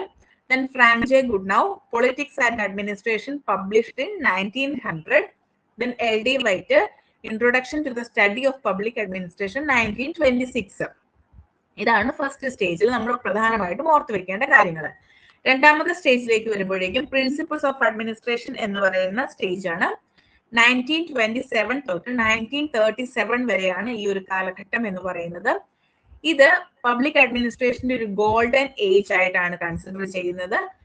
Intellectual practice of public administration എന്നൊക്കെ പറയുന്നത് ഈ ഒരു സ്റ്റേജ് ആണ്. പ്രധാനപ്പെട്ട administrative thinkers W.F. Willoughby, F.W. Taylor, Henri Fayol, Luther Gulick and Urwick, M.P. Follett, Mooney and Bailey തുടങ്ങിയവരൊക്കെയാണ് ഈ ഒരു സ്റ്റേജിലെ പ്രധാനപ്പെട്ട തിങ്കേഴ്സ് ആയിട്ട് കൺസിഡർ ചെയ്യുന്നത്. മൂന്നാമത്തെ സ്റ്റേജ് എന്ന് പറയുന്നത് ഇറ ഓഫ് ചലഞ്ച് എന്ന് പറയും. അതായത് വീണ്ടും ഒരു ഹ്യൂമൻ റിലേഷൻസ് അപ്രോച്ച് അല്ലെങ്കിൽ ബിഹേവിയറൽ അപ്രോച്ചിന്റെ ഒക്കെ ഒരു തുടക്കം എന്നൊക്കെ നമുക്ക് പറയാവുന്ന ഒരു സ്റ്റേജ് ആണ്. പ്രധാനപ്പെട്ട thinkers Robert Dahl, Chester Barnard, Dwight Waldo തുടങ്ങിയവരാണ്. നാലാമത്തെ സ്റ്റേജ് ക്രൈസിസ് ഓഫ് ഐഡന്റിറ്റി ആണ്. 1948 തൊട്ട് 1970 വരെയാണ് പീരീഡ് എന്ന് പറയുന്നത്. ഈ ഒരു സ്റ്റേജിൽ ഓർത്ത് വെക്കേണ്ടത് ഹ്യൂമൻ റിലേഷൻസ് അപ്രോച്ച് ആരംഭിക്കുന്നത് ഈ ഒരു സ്റ്റേജിലാണ്. കമ്പാരറ്റീവ് അനാലിസിസ് ഗ്രൂപ്പ് എന്ന് പറയുന്ന ഒരു ഗ്രൂപ്പ് ഉണ്ടായി വരുന്നു. അതുപോലെ development administration, new public management തുടങ്ങിയവയൊക്കെ എമർജ് ചെയ്തു വരുന്നത് ഈ ഒരു കാലഘട്ടത്തിലാണ്. പ്രധാനപ്പെട്ട thinkers Chris Argyris, McGregor, Francis Likert, Elton Mayo. ഇതിൽ എൽട്ടൺ മായോ ഓർത്ത് വെക്കുക. ഹോത്തോൺ എക്സ്പെരിമെന്റ് ആരാണ് കൊണ്ടുവന്നത് എന്ന് ചോദിച്ചു കഴിഞ്ഞാൽ എൽട്ടൺ മായോ ആണ്. നമ്മൾ ഡീറ്റെയിൽ ചെയ്ത് പഠിക്കും കേട്ടോ. ഇനി ലാസ്റ്റ് സ്റ്റേജ് എന്ന് പറയുന്നത് പബ്ലിക് പോളിസി പെർസ്പെക്റ്റീവ് ആണ്. 1971 തൊട്ട് ഇപ്പൊ ഈ നടക്കുന്ന കാലഘട്ടം എന്ന് പറയുന്നത് ഈ 5th സ്റ്റേജ് ആണ്. പബ്ലിക് അഡ്മിനിസ്ട്രേഷനും പ്രൈവറ്റ് അഡ്മിനിസ്ട്രേഷനും തമ്മിൽ യാതൊരു തരത്തിലുള്ള ഡിഫറൻസും ഇല്ല എന്ന് പറയുന്ന ഒരു സ്റ്റേജ് ആണ്. പ്രധാനപ്പെട്ട തിങ്കേഴ്സ് എന്ന് പറഞ്ഞാൽ ഡേവിഡ് ഓസ്ബോൺ, ഗ്യാബ്ലർ എന്നിവരാണ്. ഇത്രയുമാണ് നമ്മൾ ഇതിൽ പഠിക്കേണ്ട പ്രധാനപ്പെട്ട പോയിന്റുകൾ. ക്ലിയർ ആയോ? ഓക്കെ ആണോ?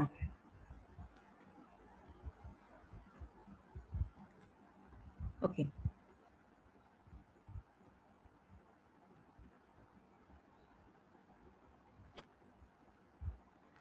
ഓക്കെ, നെക്സ്റ്റ് എന്ന് പറയുന്നത് ഇത് പൊതുവെ ചോദിക്കാറില്ല, എന്നാലും നമ്മുടെ സിലബസിൽ ഉണ്ട് എന്നുള്ളത് കൊണ്ട് തന്നെ ഞാൻ വളരെ ചെറുതായിട്ടൊരു കോളമായിട്ട് മാത്രമേ അറേഞ്ച് ചെയ്തിട്ടുള്ളൂ. ഇതിനെ ഡീറ്റെയിൽ ഇത് പഠിക്കേണ്ട കാര്യമൊന്നുമില്ല. എന്താണ് പബ്ലിക് അഡ്മിനിസ്ട്രേഷനും പ്രൈവറ്റ് അഡ്മിനിസ്ട്രേഷനും തമ്മിലുള്ള ഡിഫറൻസ് എന്നുള്ളതാണ്. ഓക്കെ, പബ്ലിക് അഡ്മിനിസ്ട്രേഷൻ എന്നതുകൊണ്ട് ഉദ്ദേശിക്കുന്നത്, അല്ലെങ്കിൽ നമുക്കൊരു പല ക്രൈറ്റീരിയ വെച്ചിട്ട് നമുക്ക് ഇതിനെ അനലൈസ് ചെയ്യാം. ഒന്നാമതായിട്ട് ഇതിന്റെ ഒബ്ജക്റ്റീവ് ആണ്. പബ്ലിക് അഡ്മിനിസ്ട്രേഷൻ പബ്ലിക് വെൽഫെയറിന് വേണ്ടിയിട്ട്, അതായത് ജനങ്ങളുടെ ക്ഷേമത്തിന് വേണ്ടിയിട്ട് നിലനിൽക്കുന്ന ഒന്നാണ്. എന്നാൽ പ്രൈവറ്റ് അഡ്മിനിസ്ട്രേഷൻ പ്രോഫിറ്റ് മാക്സിമൈസേഷൻ ആണ് ഫോക്കസ് ചെയ്യുന്നത്. നമുക്ക് ഈ ബിസിനസ് സ്ഥാപനങ്ങളൊക്കെ ഉണ്ടല്ലോ, അവയെന്ന് പറയുന്നത് അവർക്ക് പ്രോഫിറ്റ് ഉണ്ടാക്കുക, അവരുടെ ക്യാപിറ്റൽ അക്യൂമുലേറ്റ് ചെയ്യുക എന്നുള്ളതൊക്കെയാണല്ലോ അവരുടെ പ്രധാനപ്പെട്ട ലക്ഷ്യം എന്ന് പറയുന്നത്. സോ പ്രൈവറ്റ് അഡ്മിനിസ്ട്രേഷൻ പ്രധാനമായിട്ടും ഫോക്കസ് ചെയ്യുന്നത് പ്രോഫിറ്റ് മാക്സിമൈസേഷൻ ആണ്. പബ്ലിക് അഡ്മിനിസ്ട്രേഷൻ ഫോക്കസ് ചെയ്യുന്നത് പബ്ലിക് വെൽഫെയർ ആണ്. പൊതുജന നന്മയ്ക്ക് വേണ്ടിയിട്ട് പ്രവർത്തിക്കുന്നവരാണ് പബ്ലിക് അഡ്മിനിസ്ട്രേഷന്റെ ഭാഗമായിട്ടുള്ളത്. രണ്ടാമതായിട്ട് അക്കൗണ്ടബിലിറ്റി ആണ്. അക്കൗണ്ടബിലിറ്റി എന്ന് പറഞ്ഞു കഴിഞ്ഞാൽ നമ്മളിപ്പോ റെസ്പോൺസിബിലിറ്റി അല്ലെങ്കിൽ നമ്മൾ സുതാര്യത എന്നൊക്കെ നമ്മൾ പറയും അല്ലെ. അപ്പോ അക്കൗണ്ടബിലിറ്റി ആരോടൊക്കെയാണ് ഈ പബ്ലിക് അഡ്മിനിസ്ട്രേഷനിൽ അക്കൗണ്ടബിൾ ആകുക? ഒന്നാമതായിട്ട് ഉദ്യോഗസ്ഥര്, ബ്യൂറോക്രാറ്റ്സ് ആണോ ഇതിൽ പ്രധാനമായിട്ടും വരിക. ജനങ്ങളോട് ഉത്തരവാദിത്തമുള്ളവരായിരിക്കും. ലെജിസ്ലേച്ചറിനോട് ഉത്തരവാദിത്തമുള്ളവരായിരിക്കും, മീഡിയയോട് ഉത്തരവാദിത്തമുള്ളവരായിരിക്കും. അങ്ങനെ അവരെല്ലാം ആൻസറബിൾ ആണ്. നമ്മൾ ചോദിക്കുന്ന ക്വസ്റ്റ്യൻസിനൊക്കെ ആൻസറബിൾ ആണ് പബ്ലിക് അഡ്മിനിസ്ട്രേഷനിലുള്ളവരെന്ന് പറയുന്നത്. എന്നാൽ പ്രൈവറ്റ് അഡ്മിനിസ്ട്രേഷനിൽ ജസ്റ്റ് ഓണേഴ്സിനോട് അല്ലെങ്കിൽ ഷെയർ ഹോൾഡേഴ്സിനോട് മാത്രമായിരിക്കും അക്കൗണ്ടബിൾ ആവുക. മൂന്നാമതായിട്ട് ഇതിന്റെ സ്കോപ്പിനെ കുറിച്ച് പറയുകയാണെങ്കിൽ പബ്ലിക് അഡ്മിനിസ്ട്രേഷൻ ഒരു ബ്രോഡ് കോൺസെപ്റ്റ് ആണ്. അതായത് സോഷ്യൽ ഗോൾസ്, സാമൂഹിക നന്മ ഉറപ്പാക്കുക, സമൂഹത്തിൽ ക്ഷേമം ഉറപ്പാക്കുക, ആളുകളുടെ നന്മ ഉറപ്പാക്കുക, ഇതൊക്കെയാണ് പബ്ലിക് അഡ്മിനിസ്ട്രേഷന്റെ ലക്ഷ്യം എന്ന് പറയുന്നത്. എന്നാൽ പ്രൈവറ്റ് അഡ്മിനിസ്ട്രേഷൻ കുറച്ചുകൂടി നാരോവർ കോൺസെപ്റ്റ് ആണ്. പ്യൂർലി ഇക്കണോമിക് ആയിട്ടുള്ള പെർസ്പെക്റ്റീവ് ആണ് പ്രൈവറ്റ് അഡ്മിനിസ്ട്രേഷൻ ഫോളോ ചെയ്യുന്നത്. ദെൻ നെക്സ്റ്റ് ആയിട്ട് പറയുന്നത് ട്രാൻസ്പെറൻസി ആണ്. ട്രാൻസ്പെറൻസിയിൽ വരുന്നത് വളരെയധികം ട്രാൻസ്പെറന്റ് ആയിട്ടുള്ള ഒന്നാണ് പബ്ലിക് അഡ്മിനിസ്ട്രേഷൻ. അതായത് നമുക്കിപ്പോ ഏതെങ്കിലും ഒക്കെ ഉദ്യോഗസ്ഥര് നമ്മളോട് മോശമായിട്ട് ബിഹേവ് ചെയ്യുന്നു, ഇല്ലെങ്കിൽ നമുക്ക് ഏതെങ്കിലും ഒരു പോളിസി ഇംപ്ലിമെന്റ് ചെയ്യുന്നതിൽ എന്തെങ്കിലും ഡൗട്ട് ഉണ്ട്. ഇപ്പൊ നമ്മുടെ ഈ നാട്ടിലൊക്കെ റോഡൊക്കെ ടാർ ചെയ്യാറില്ലേ, അത്തരത്തിൽ റോഡൊക്കെ ടാർ ചെയ്യുന്നതിൽ എന്തെങ്കിലുമൊക്കെ കറപ്ഷൻ നടന്നിട്ടുണ്ടെന്ന് നമുക്ക് തോന്നുന്നു. അങ്ങനെയൊക്കെ വന്നു കഴിഞ്ഞാൽ നമുക്ക് എന്ത് ചെയ്യാം? നമുക്ക് RTI ഫയൽ ചെയ്യാം, അതിന്റെ കാര്യങ്ങളൊക്കെ മനസ്സിലാക്കിയെടുക്കാം. അതുപോലെ തന്നെ ഏതെങ്കിലും ഒരു കോമൺ കോസ് ആണെങ്കിൽ അതിൽ നമുക്ക് പബ്ലിക് ഇൻട്രസ്റ്റ് ലിറ്റിഗേഷൻസ്, അതായത് പൊതു താല്പര്യ ഹർജികൾ നമുക്ക് ഫയൽ ചെയ്യാം. അതോടൊപ്പം തന്നെ എല്ലാ വർഷവും ഓഡിറ്റും കൃത്യമായിട്ട് നടക്കുന്നുണ്ടാകും. എന്നാൽ പ്രൈവറ്റ് അഡ്മിനിസ്ട്രേഷനിൽ ഇത്തരത്തിലുള്ള ഒരു ട്രാൻസ്പെറൻസി നമുക്ക് കാണാൻ സാധിക്കത്തില്ല. അവിടെ കുറച്ചുകൂടി ലിമിറ്റഡ് ആയിട്ടുള്ള മെഷേഴ്സ് ആയിരിക്കും ഉണ്ടാവുക. കാരണം ബിസിനസ് നടത്തുന്ന ആള് ഇല്ലെങ്കിൽ ആ ഒരു ക്യാപിറ്റൽ ഓണർ എന്ന് പറയുന്നത് വേറെ ആരോടും അക്കൗണ്ടബിൾ ആകുന്നില്ല. അവരാണ് അൾട്ടിമേറ്റ് അതോറിറ്റി ആയിട്ട് നിലനിൽക്കുന്നത്. അതുകൊണ്ട് തന്നെ അവിടെ ലിമിറ്റഡ് ആയിട്ടുള്ള ട്രാൻസ്പെറൻസി ആയിരിക്കും ഉണ്ടാവുക. ദെൻ ഡിസിഷൻ മേക്കിംഗ് എന്ന് പറയുന്നത് പബ്ലിക് അഡ്മിനിസ്ട്രേഷനിൽ കംപ്ലീറ്റ്ലി റൂൾ ബൗണ്ട് ആയിരിക്കും. അതായത് നിയമാനുസൃതമായിട്ട് മാത്രമേ നമുക്ക് ഡിസിഷൻ മേക്കിംഗ് സാധ്യമാകത്തുള്ളൂ. എന്നാൽ പ്രൈവറ്റ് അഡ്മിനിസ്ട്രേഷനിൽ കുറച്ചുകൂടി ഫ്ലെക്സിബിൾ ആണ്, ഫാസ്റ്റർ ആയിട്ട് കാര്യങ്ങൾ നടക്കും. ദെൻ പൊളിറ്റിക്കൽ കൺട്രോൾ പറയുകയാണെങ്കിൽ പബ്ലിക് അഡ്മിനിസ്ട്രേഷനിൽ ഡയറക്റ്റ് കൺട്രോൾ ആയിരിക്കും ഉണ്ടാവുക. എന്നാൽ പ്രൈവറ്റ് അഡ്മിനിസ്ട്രേഷനിൽ ഇത്തരത്തിലുള്ള പൊളിറ്റിക്കൽ കൺട്രോൾ ഒന്നും നമുക്ക് കാണാൻ പറ്റത്തില്ല. അതായത് നമുക്ക് ആരെയും കൺട്രോൾ ചെയ്ത് നിലനിർത്താൻ നമുക്ക് പ്രൈവറ്റ് അഡ്മിനിസ്ട്രേഷനിൽ പറ്റത്തില്ല. ഇപ്പം ഒരു സ്ഥാപനം നടത്തുന്ന ആളോട് ഇന്നത് ചെയ്യുക എന്ന് പറഞ്ഞ് നമുക്ക് പോയി അവരോട് നമുക്ക് കൺട്രോളിങ്ങോടും ഇല്ലെങ്കിൽ അതോറിറ്റിയോട് കൂടി സംസാരിക്കാൻ പറ്റത്തില്ല. എന്നാൽ പബ്ലിക് അഡ്മിനിസ്ട്രേഷനിൽ ഹൈറാർക്കിക്കൽ സ്ട്രക്ചർ ഉണ്ട്. ടോപ്പ് അതോറിറ്റീസിന് ബോട്ടം അതോറിറ്റീസിനോട് കൃത്യമായിട്ട് ഇത് ചെയ്യൂ എന്ന് പറഞ്ഞ് ഡയറക്റ്റ് ചെയ്യാനുള്ള കേപ്പബിലിറ്റി ഉണ്ട് എന്നുള്ളതാണ് പ്രധാനമായിട്ടും പറയുന്നത്. അപ്പൊ ഇതൊക്കെയാണ് പബ്ലിക് അഡ്മിനിസ്ട്രേഷനും പ്രൈവറ്റ് അഡ്മിനിസ്ട്രേഷനും തമ്മിലുള്ള ഡിഫറൻസസ് എന്ന് പറയുന്നത്. ഓൾറെഡി ഞാൻ പറഞ്ഞു, ഇത് പൊതുവെ ചോദിക്കാറില്ല, ജസ്റ്റ് വായിച്ചു വെക്കുക. ഇൻ കേസ് ചോദിച്ചു കഴിഞ്ഞാൽ നമുക്കത് എഴുതാതിരിക്കാൻ പാടില്ല എന്നുള്ളത് കൊണ്ട് പറയുന്നു മാത്രം. ഓക്കെ, ക്ലിയർ ആയോ?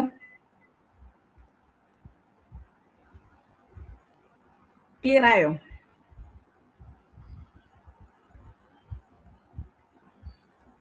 ഇന്ന് പറഞ്ഞതിൽ എന്തെങ്കിലും ഡൗട്ട് ഉണ്ടോ? ഇനിയിപ്പം അടുത്ത 2 ടോപ്പിക്കുകളിലൂടെ ഉണ്ട്, അത് പക്ഷെ നമുക്ക് ഡിസ്കസ് ചെയ്യാൻ ടൈമില്ല, ഏകദേശം 1 hour ആയല്ലോ.